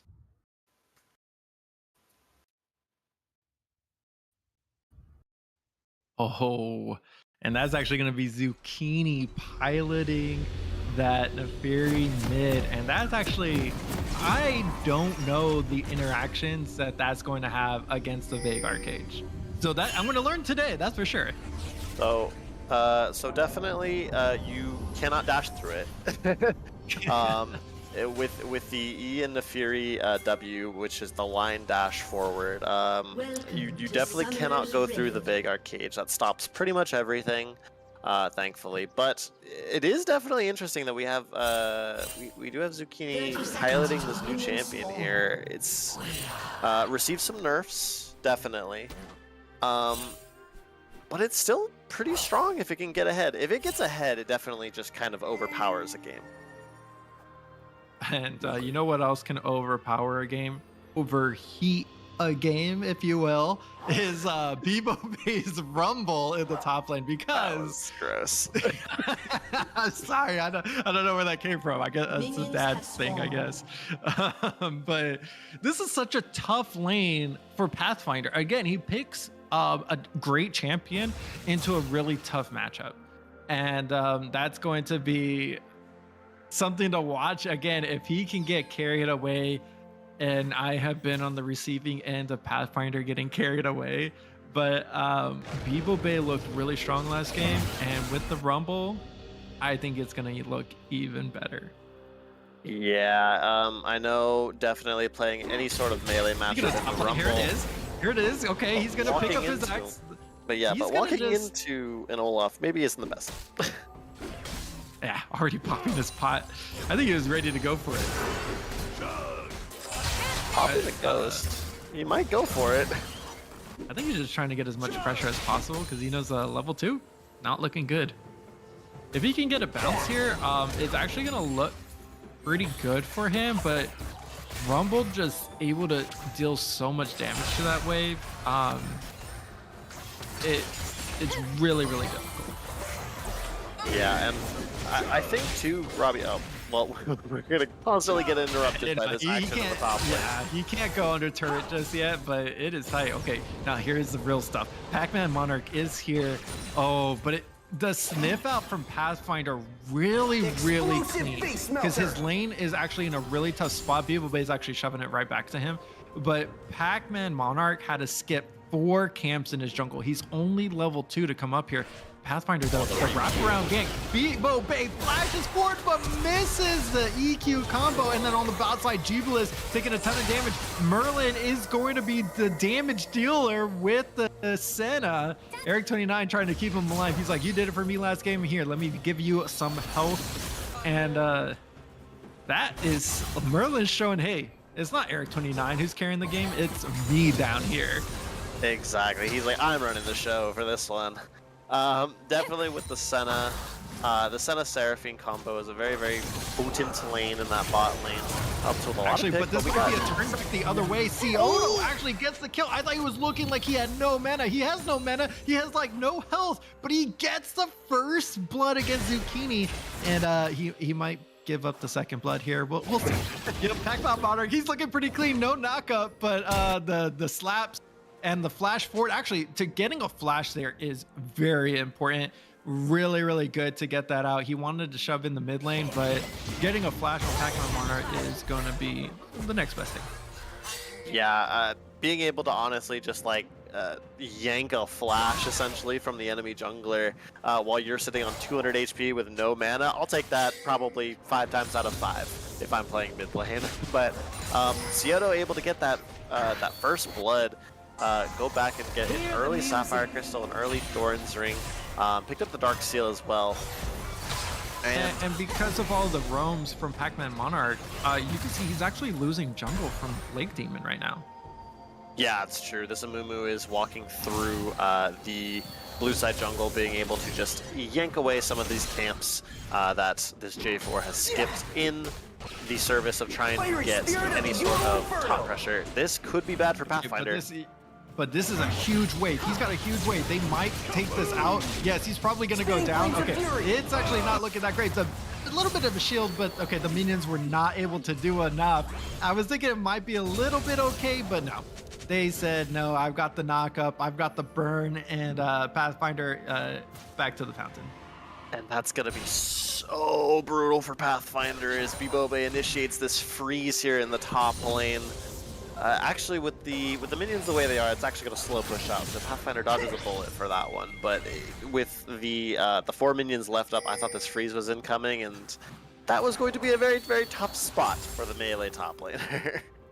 Yeah, and I wonder if that might just be putting Pac-Man Monarch in a really tough spot here himself, because Amumu has 11 CS up. He's got a lot of experience against Pac-Man Monarch. It's even right now, but it's going to amount to up here, getting level 6 first, and just to get Beeblebay ahead. But actually, he might throw this. Actually, yes, the Conqueror got completely stacked up, and that axe on the end, that heal was so huge. And Pac-Man Monarch has spent so much time coming up to this top lane that Beeblebay just really squandered that little bit of a lead. But no, on the bot side, Jubilis is going to be going a little bit too hard. He might be going down for it.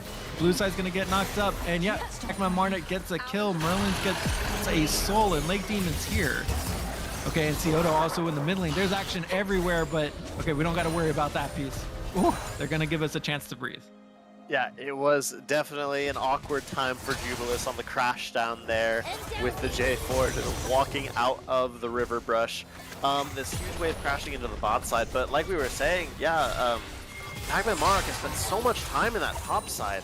For Beeblebay to give up a solo kill like that to Pathfinder, just it really feels like if how much more attention do you have to spend to that top lane? You're Rumble, you're supposed to be winning into this melee matchup, but walking in, giving a free kill, losing 2 waves, it seems like Pathfinder could take control of this lane again. Yeah, and with that kill, that's actually gonna be really huge. Yeah, Bevo Bay actually going with the Grievous wounds early. Actually, they're gonna be looking forward.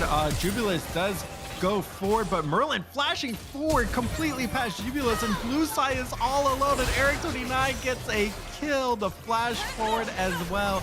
Jubilus is taking so much damage under this turret now.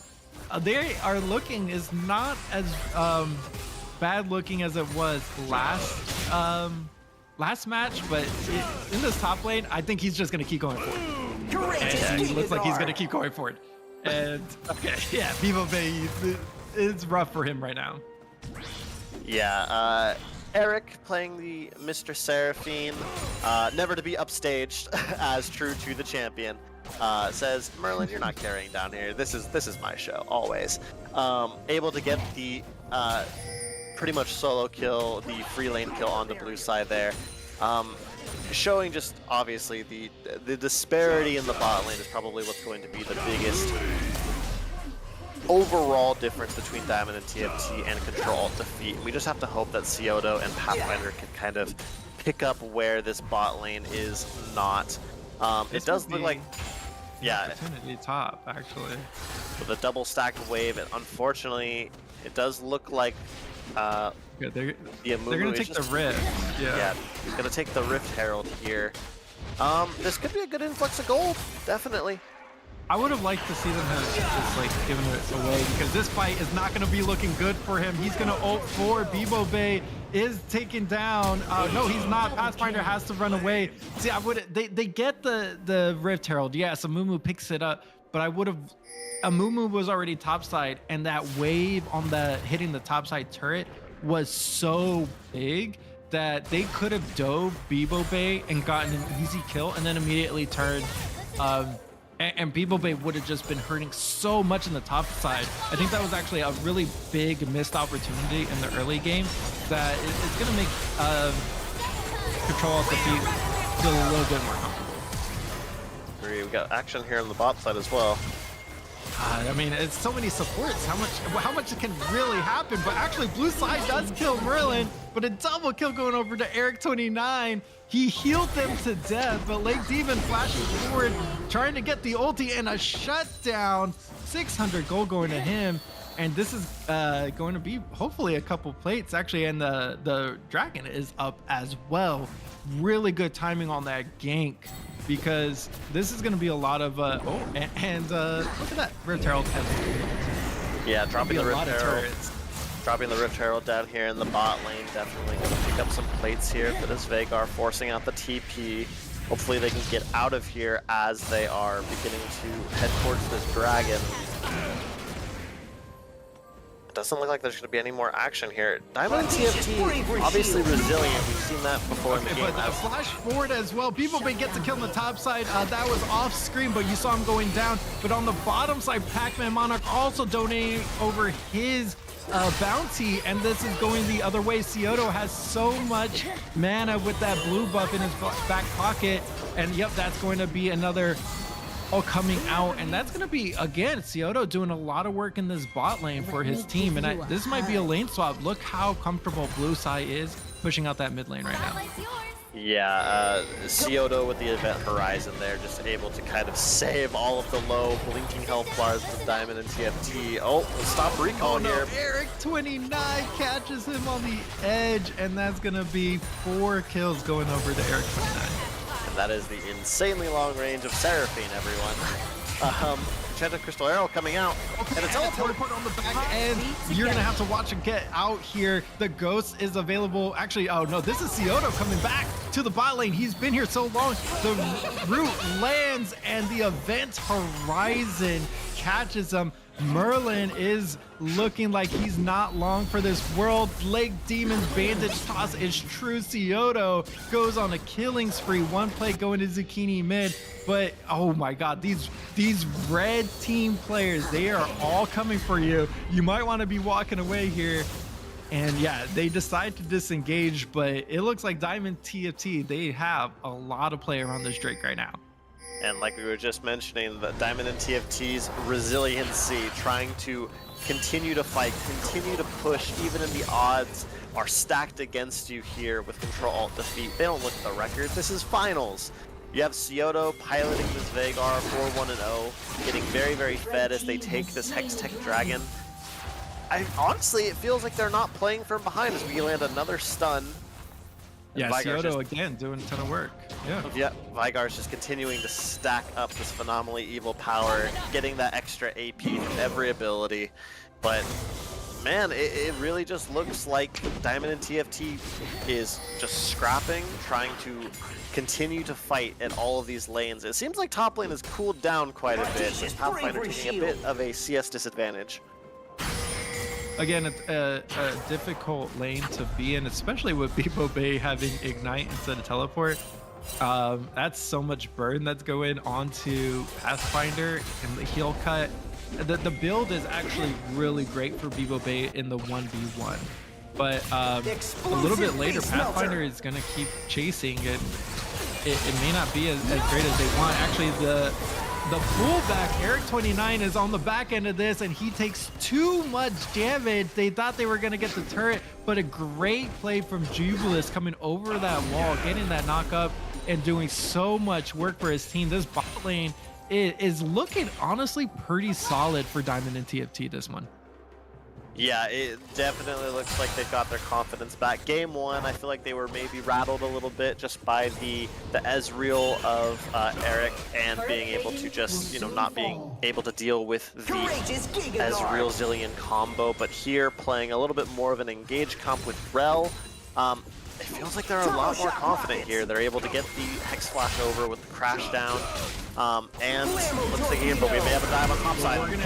But they're going to be fighting in this top lane, but here they come. This is what I wanted to see. And Bebo Bay does snipe him with the ult, but Lake Demon is all over you. And Scioto is here as well. This is what I was looking on the mini map. So it wasn't so great for Pathfinder, but he bought so much time, and the double kill going back to Diamond and TFT. And great play from Diamond and TFT to answer that. They're going to be losing their mid lane. Zucchini doing really well to push that out. Good macro play, but I don't think he's going to be able to get it.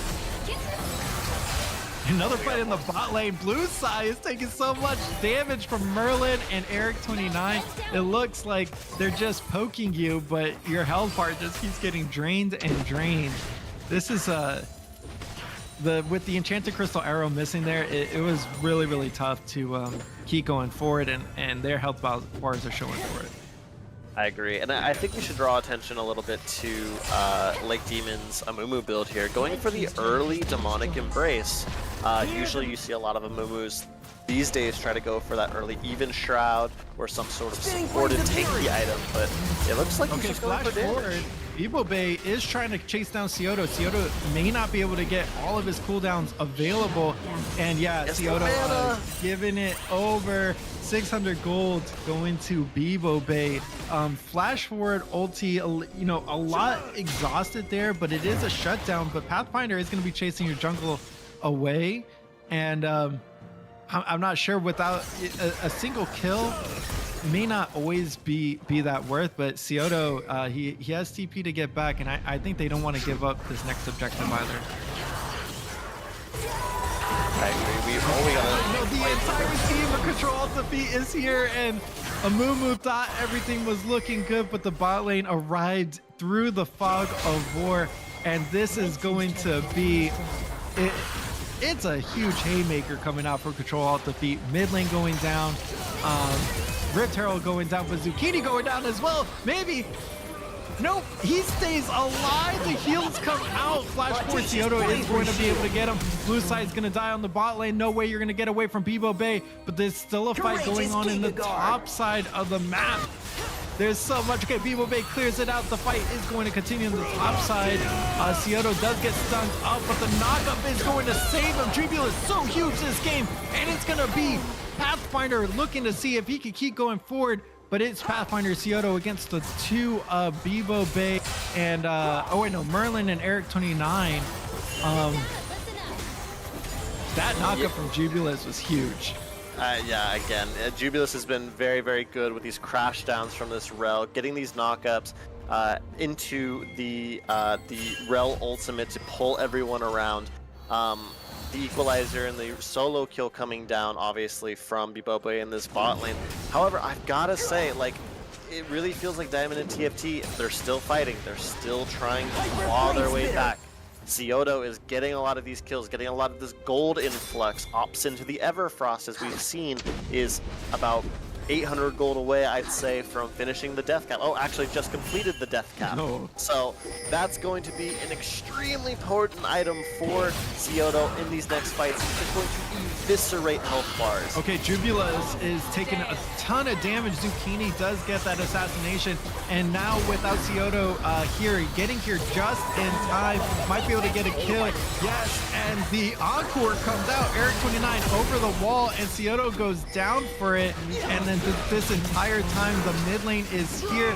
The enchanted crystal arrow does land, and the march forward underneath the turret goes through. Pathfinder gets one, but goes down to the minion and the exhaust, and Eric29 is going to clean it up on the back end, while Nefiri and Senna are also going to clear up that Drake.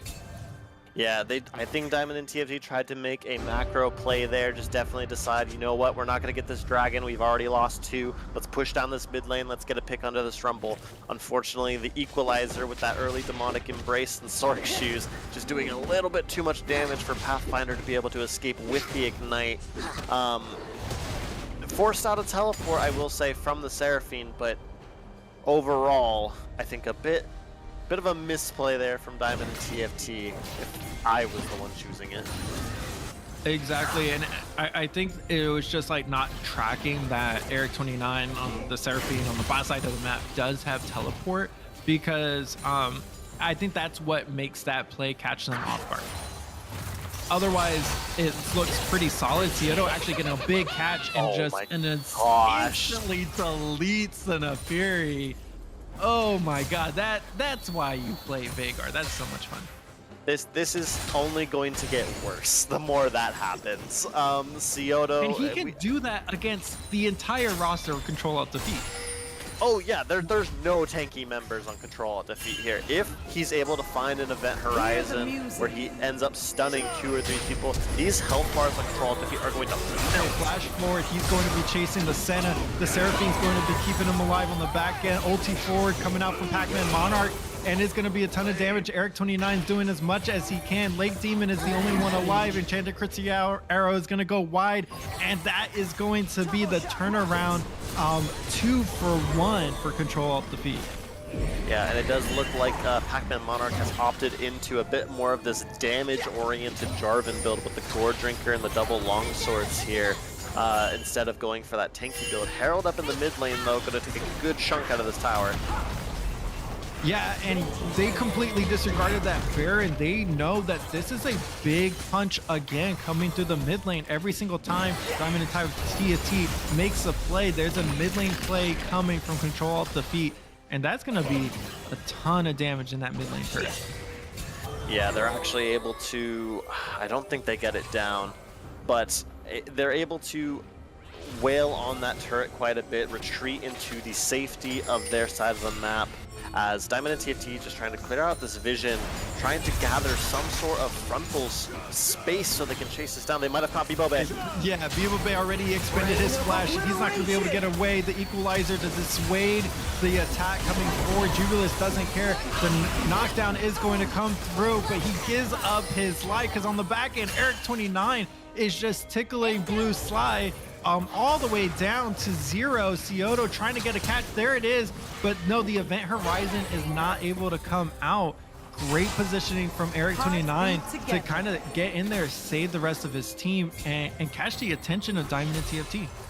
Yeah, this Seraph shield came in pretty clutch there. Oh, we have a stun. Okay, yeah, Lake Demon is going to be able to catch 3 of them in that ultimate. And they're, oh no, they're going to get cleaned up for it, 2v2.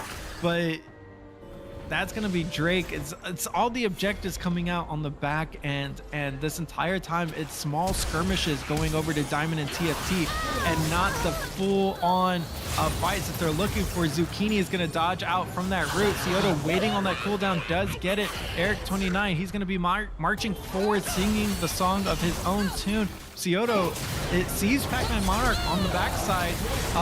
Great flash away from Eric29. The Ignite is going out. And Eric29 with the Encore over the wall. Some great plays from Eric29 and Scioto, changing the shape of this fight. And Jubila's doing all he can, but that was a fight for the highlight reel coming out from both teams. Yeah, Scioto with the amazing flash away from the abilities of the Seraphine. Unfortunately gets clipped by the Encore at the very end there, but really just able to reposition, hit the event horizon onto this Jarvan. Just pick up a number of kills here in this jungle. It's starting to get, I think this game is more bloody than the first one, probably, at this point at least. I think the kills are looking there. The gold is not as crazy, but yeah, they have so many engage buttons. They can go, and anyone, Lake Demon could go in, Scioto could catch people, Blue Side could go in, Jubilus can go in, and they keep going in. And yeah, they're not getting the fights in their favor every single time. And I think they need to do a little bit better about choosing their moment, especially here in the next 7 minutes, because that's their timer. We heard from the analysts, games that go over 30 minutes, that's when you got a 50-50 shot against Ctrl+Alt+Defeat, but they're looking for this Baron here, and Diamond and TFT, it may not be the best choice here. Okay, there's an Enchanted Crystal Arrow. Yep. Oh my God! gosh! Going to be a deleted Jarvan. Just presses one key, puts him in the wall, and yeah, that's Jarvan in the ground. While Nefiri on the other side. This is 5v3, but they're still playing like they can't turn this fight. Yeah, trying to, I think, dance between the Baron. They're just getting Watch the flank. Watch the flank. He's here. Oh my God, he just yeeted himself across the entire team. And yeah, now Pathfinder, this is not where you want to be. Late team is going to be going in. That's the ulti. And that catches two. Eric29, he's going to be getting away on the top side. But the slow, the stun, the root, he goes down to Late Demon. Jubilus and Pathfinder are looking to see what else they can go.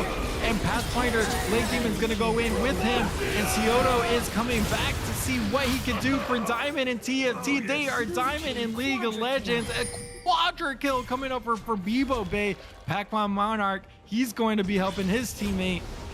They may want to go push for the Penta. Penta in the finals. That's what you want to see. Scioto, he's nearby. What are you looking for right here? It look unfortunately, like all those kills just going onto the Bebo Bay, going onto the Rumble in the end of that fight. Sure, it ends up like 4 for 4. We have a fight in the mid lane. He's got the root. Is he going to be able to get the kill? It doesn't even matter. It wouldn't have been a Penta. They're chasing it too hard. The Enchanted Crystal Arrow barely misses. Great dodge from Pac-Man Monarch. He's going to be going forward. He gets caught in the wall from the cage. He does not want to rumble without his rumble. Yeah, it really is starting to get a bit chaotic all over the map. Bebo grabbing those 4 kills in that fight. It does end up being an even 4 for 4 scrap in this long extended fight at the Baron Pit, but it doesn't probably feel too good, at least in Diamond and TFT's eyes, seeing that the Rumble is the one that has all of this gold. However, it does look like this Rumble is going for a little bit more of a tanky build here with the Abyssal Mask and Josh Show coming flashing forward with the Encore, only catches one. Yeah, it doesn't look like there's going to be anything further from that unless they can catch a Jubilus right here. Okay, Jubilus gets away. Yeah, he's getting out of there, but we're going to see a lot more fights around this Baron. The major objective coming up. Could even see one with this red buff right here. Yeah, you got to watch the catches though. Can they pull it out? He is over there, the flash away, and he's going to take a Mumu with him. Let's be friends forever. And Eric29, he has the Amumu in his sights. Merlin, Pac-Man Monarch come around. The knockup is going to land. Late Demon trying to get the ulti, but it's not available any longer. Scioto is going to be able to get a kill. He goes double against the Zucchini. And Pac-Man Monarch is pushed away. Eric29 is dead. Merlin is dead. And they know this is their opportunity for the Baron. Yeah, Diamond and TFT coming out, but Equalizer coming might down. have other ideas. That Equalizer is doing so much work, and that is going to be a double kill for Bebo Bay, and it might be a triple. Pac-Man Monarch's going to pick that one up. Scioto is going to do as much damage as possible. Tries to put the event horizon down onto Bebo Bay.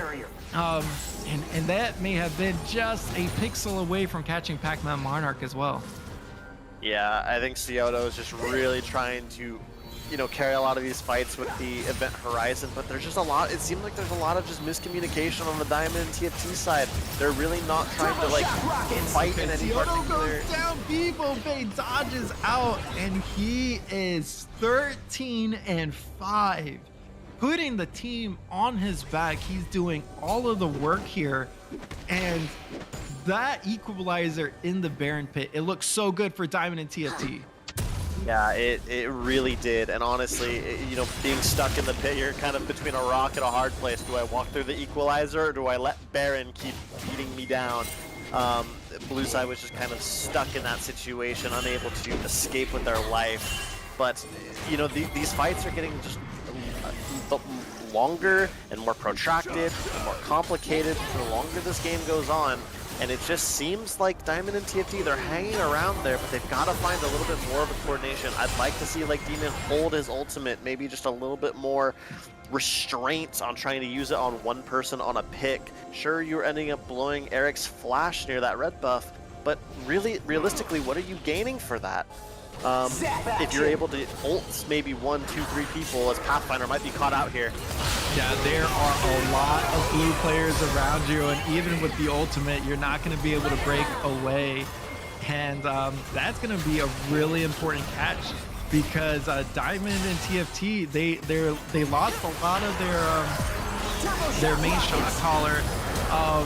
But Late Demon decides to go in, catches two on the other side. Zucchini is going to be able to kill Scioto, and that might be the kill that changes this entire game. Diamond and TFT, they are dying across the board. That is going to be the inhibitor going over to Ctrl+Alt+Defeat, and that is probably going to be the game. It was pick after pick all the way to the dunk. And this is going to be Ctrl+Alt+Defeat taking the Nexus. Diamond and TFT, you just had to wait 1 more minute for your 50-50 shot, but Ctrl+Alt+Defeat says, no, we're not giving you an opportunity. And that is going to be the winners of the 2023 Coach Rivals Summer Series.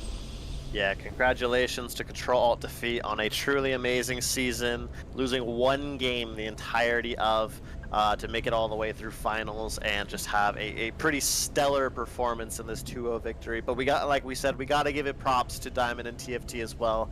They played an amazing game, played an amazing 2 games, really. Even in defeat, we were really finding and seeing a competitive series from them. And it came down to a few execution errors and a few just unfortunate kills near the end. But I think, man, that was a banger of a series, Robbie, I gotta say.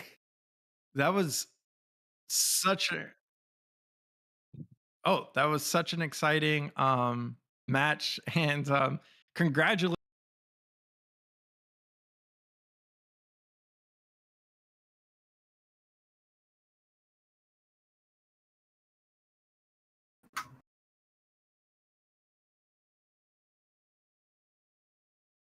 I'm assuming this will be the interview channel.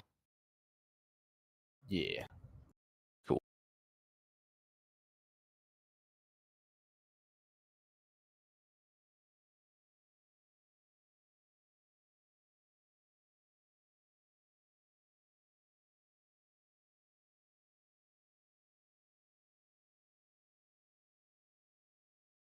Defeat. That's what I was saying. Yes, congratulations to both of them. Like we were saying, Diamond and TFT played a wonderful game, wonderful series. They were able to claw their way back in a number of these games, but just due to execution, it looks like Ctrl+Defeat were just the cleaner team in this time around. And you'd think it's going to be Eric29 carrying this game and taking the series, but it was really Bebo Bay shining in the top side, that he was honestly doing some great work against Pathfinder. And Pathfinder, again, great player coming out and making these games last a really long time. But Bebo Bay getting early leads and really applying a lot of pressure to Diamond and TFT in the top lane. So congratulations to him. He did some amazing work this series. I agree. We are going to shift it over towards our analyst for some post-game interviews, as well as some other things that the post-game analysts are going to talk about. So from us here at the Caster's Desk, I am Mason, and that is Robbie. Mr. Hernandez. Yeah, Mr. Hernandez teaches. It has been a wonderful time casting for you all on Coach Rivals. We wish you all a great night, and see you next season. And folks, that takes it to us analysts. We are here live with an interview from the winning team, Ctrl+Alt+Defeat. Folks from Ctrl+Alt+Defeat, how does it feel to win Coach Rivals? And when is your team going to debut in the NACL? Yeah, we're coming for this guy's toast. Watch out, right? No, we're hyped, man. This is like 3.5 months of work, right? Almost 4 months of work. And yeah, we couldn't be more excited. Absolutely. Yeah, I think everyone here has had a great time, especially when you can see all that hard work pay off. Speaking of hard work paying off, I'm sure there was a lot of prep going into this match. What kind of adjustments did y'all make when there was a sudden swap between Diamond and TFT's support and mid? How did that throw off your game plan? Well, I don't want to take all the credit, right? This is Pac-Man, right? I'm the team captain, but honestly, it's a team effort. Eric does a lot of our kind of strategizing behind the scenes, but we all pitch in, absolutely. And so coming into today's match, we knew that there was no rule against role swaps, right? No one really had just done it all season. So prior to the game, Pathfinder and I both messaged each other and said, hey, anything is up for grabs tonight, right? Anything could happen. We both kind of made the same agreement. So coming into it, we both knew there could be some shenanigans. We definitely mentally prepared for anything we could, but yeah, they definitely still threw us a couple of curveballs for sure. Yeah, and speaking of curveballs, one of the big things during Game 2, especially the draft, was Twitch chat popping off in disbelief that Eric29 would be playing the singing sweetheart Seraphine. Eric, could you speak to how uncharacteristic this is for you? I am a Seraphine main. I am a one-trick Seraphine. I only play singing e-girl champions. Thank you. I can't. Sona and Seraphine only. Just an absolute goat in both the game and in interviews. What a W response. Trevor, take it from here. I'm lost for words. Yeah, you guys had a pretty crazy season. Only lost 1 game. Almost lost 2. It seems like you guys were pretty heavy on the drafts for trying to kind of steamroll these games. And I mean, quite frankly, speedrunning League of Legends in general. How is that kind of like what your guys' game plan was? If someone took you past 30 minutes, I mean, it was a rare occasion. Yeah, I mean, really a lot of our kind of, I mean, the season's over, right? I can tell you about the secret sauce as if there is any secret sauce, but really we'd go into draft with kind of a loose game plan, right? Like we knew that I was probably going to play something kind of engagey. We knew that Eric was probably just going to play something that, so either Ezreal or we don't know, right? He's going to play something kind of fun like the Seraphine or something like he played Ziggs a couple times too. So yeah, we just kind of let him do his thing wherever he was comfortable. And then top lane, man, Bebo Bay, just every time we gave him counter pick, he definitely made the most of it. So that was kind of the core. It was just like those 3 guys. And then when it came to Zucchini, it was like, we have no idea what he was going to pick week to week. You may have seen his champ pool was kind of insane, like Caitlyn mid, Lilia mid, really kind of weird stuff. I think he did a Shyvana mid game earlier in the season. Yeah, definitely caught us off guard quite a few times, and we never knew what to expect from him. So definitely kept us on our toes for sure. Yeah, I will say that you guys, pretty much all of you, have pretty deep champ pools. Whereas most teams, maybe they have one or two people that can really flex double-digit types of champs. How integral was it to get those counter picks? Did you guys plan for that pretty well in ahead? Yeah, absolutely. Like, there's a few things like, so when you look at Bebo-based champ pool, he has a huge ocean, right? It's funny that you say a lot of us have big champ pools. Coming into the season, I essentially had like 3 champions that I mained.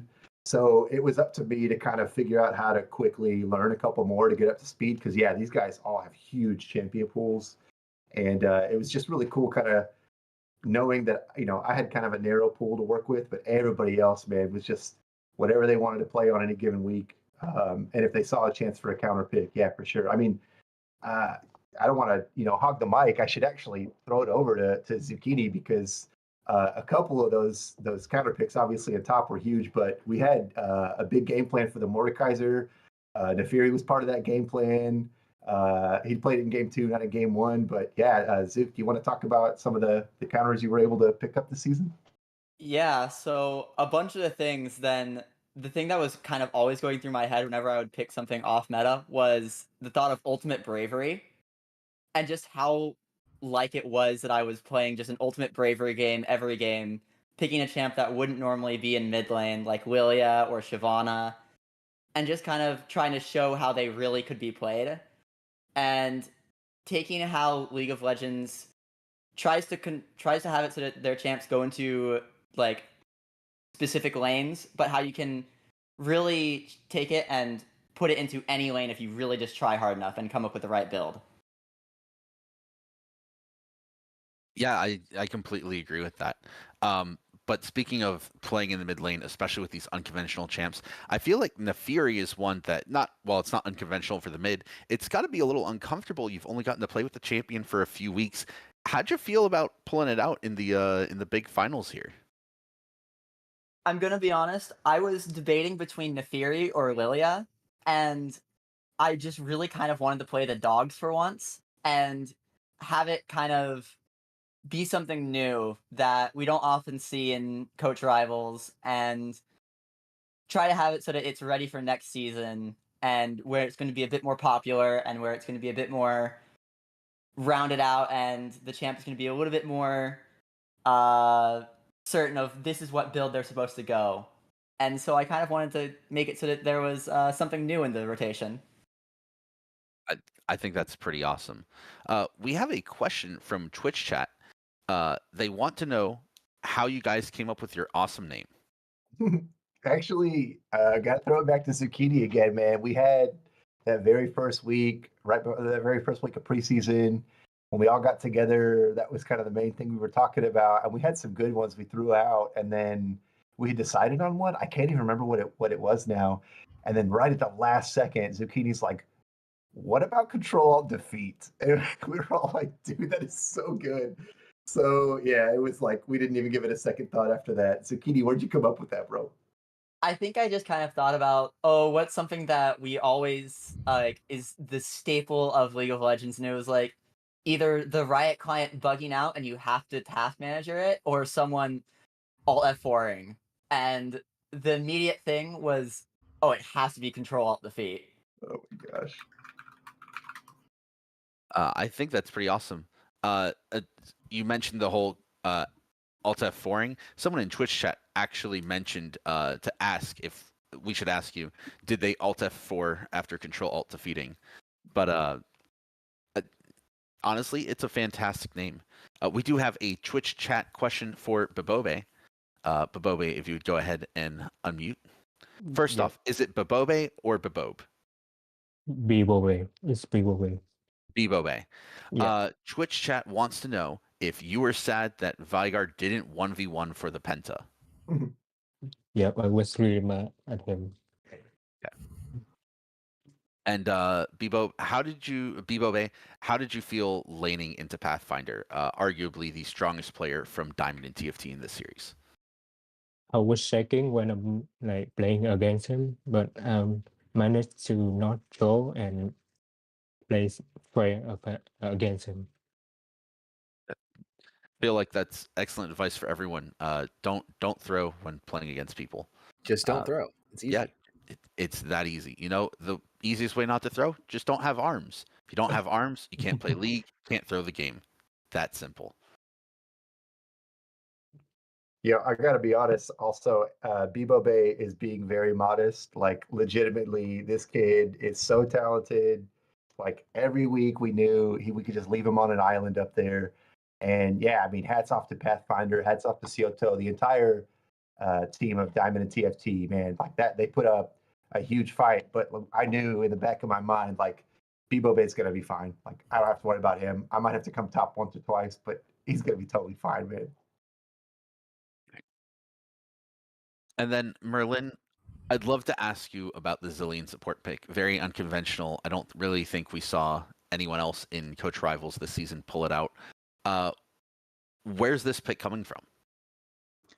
So Zillion was actually my first Mastery 7 champion. It was back when I first started playing sport. He was my maybe second sport I ever started playing. And I hadn't played him for a while before the season started, but we were going through all my roster and it's like, hey, what can you play? And I popped up Zillion, and Eric just basically said, that's it. That's the thing right there. I think that is really awesome. Zillion was one of my first champions that I played way back when you could rewind his ultimate timer, and that was always a bunch of fun. The champion back then wasn't nearly as good. There were champions like Twisted Fate that just did the job better of just being a bully, annoying people, being everywhere, causing problems. Y'all seem to be really good at being everywhere and causing problems. Sometimes for Diamond and TFT, sometimes for yourselves. In game 1 especially, I know you guys couldn't see the gold lead. Y'all had like a 3,000 gold lead at 8 minutes, and you kind of threw that gold lead away. Can y'all talk about your mental in making sure that you didn't just giga tilt off the face of the earth? Yeah, man. We're kind of like just 5 dudes.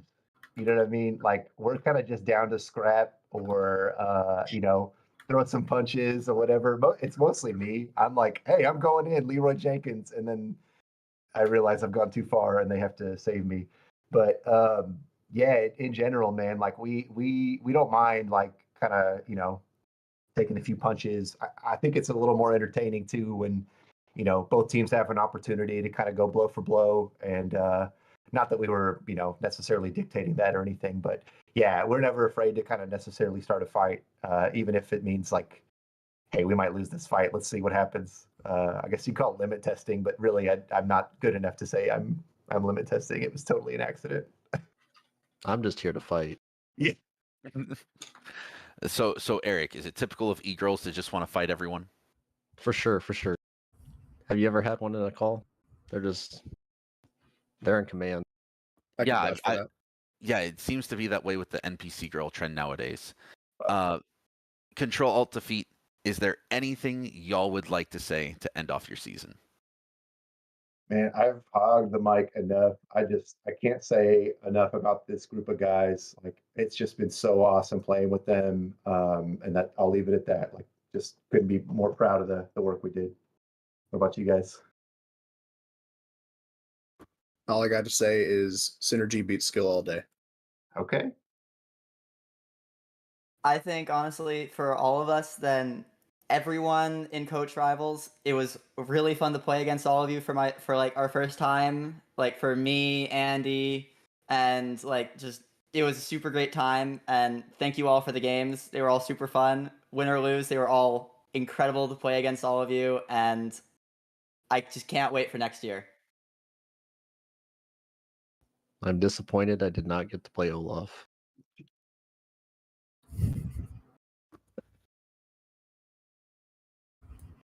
Andy? Yeah, anything Yeah. from you, Bebo? Yes, fun playing in Coach Rival. This is my first time like first season joining Coach Rival, and I was having fun playing against with you guys. Thank you a lot.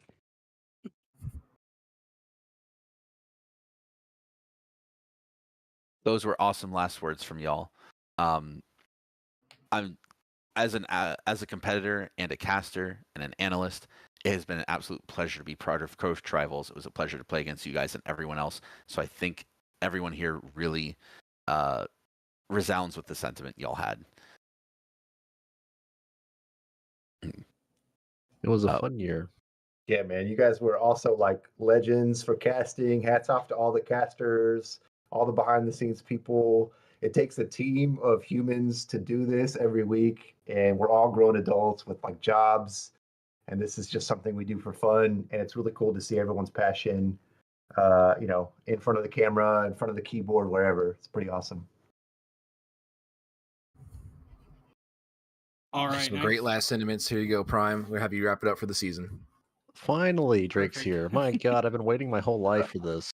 Dude, feels like I've been waiting my whole life to be here too, and yeah, here we are. Before I go any further, I want to just take a second to just thank everyone who made this season as fluid as it did. One, I want to shout out all the behind the scenes people. One, Allison, who is producing the streams for most of the season, also producing tonight. But more importantly, being my behind the scenes person, just helping me keep it as smooth as possible. Thank you so much for all the work you put in. Robot. Oh no, any better? You sounded fine to me. Oh, that was me. Okay, well, that's awkward now. Anyway, Allison, Carr, thank you so much. Amazing job. Everyone, make sure you tell her what a great job she did on not just with producing the stream, but also just making sure we flowed as well as we did throughout the season. Second, I want to give a huge shout out to all the captains this year. Obviously, Coach Rivals is something that I was a part of for the past few years, and it's meant a lot to me to get to meet everybody and seeing it continue and just seeing everybody step up and help out. I mean, you guys make it what it is. So huge shout out, Ronnie. Thank you so much. V, thank you. Coach Smith, Edmund, Chicas, Tom. Thank you all so much for all the work you guys put in this season. Seriously, you guys are amazing. I couldn't do it without y'all. And last but not least, all the competitors out there who participate in the season and helped it go. It's great for you guys to be a part of something so cool as Coach Rivals, and it's just awesome that we got to do something like this every year. This is our 4th year, I believe. So it's really sweet that we get to do this. A question that was asked in Twitch show, I don't want to go over this too fast. Coach Magro asked the people on here, if you could change one thing about Coach Rivals, what would it be? And we've talked a lot, so it's not something I actually answer on stream, but to everyone listening, we'll post it again in chat. That's actually very important to us. Our goal is to make sure that Coach Rivals is a safe place, but also a fun place where we always enjoy what we're doing. And so my goal is to always get all that feedback to make sure that we can improve every season, every facet. Even if you think it's a little thing that's not that important, please, every information I can get to make it better, it's valuable.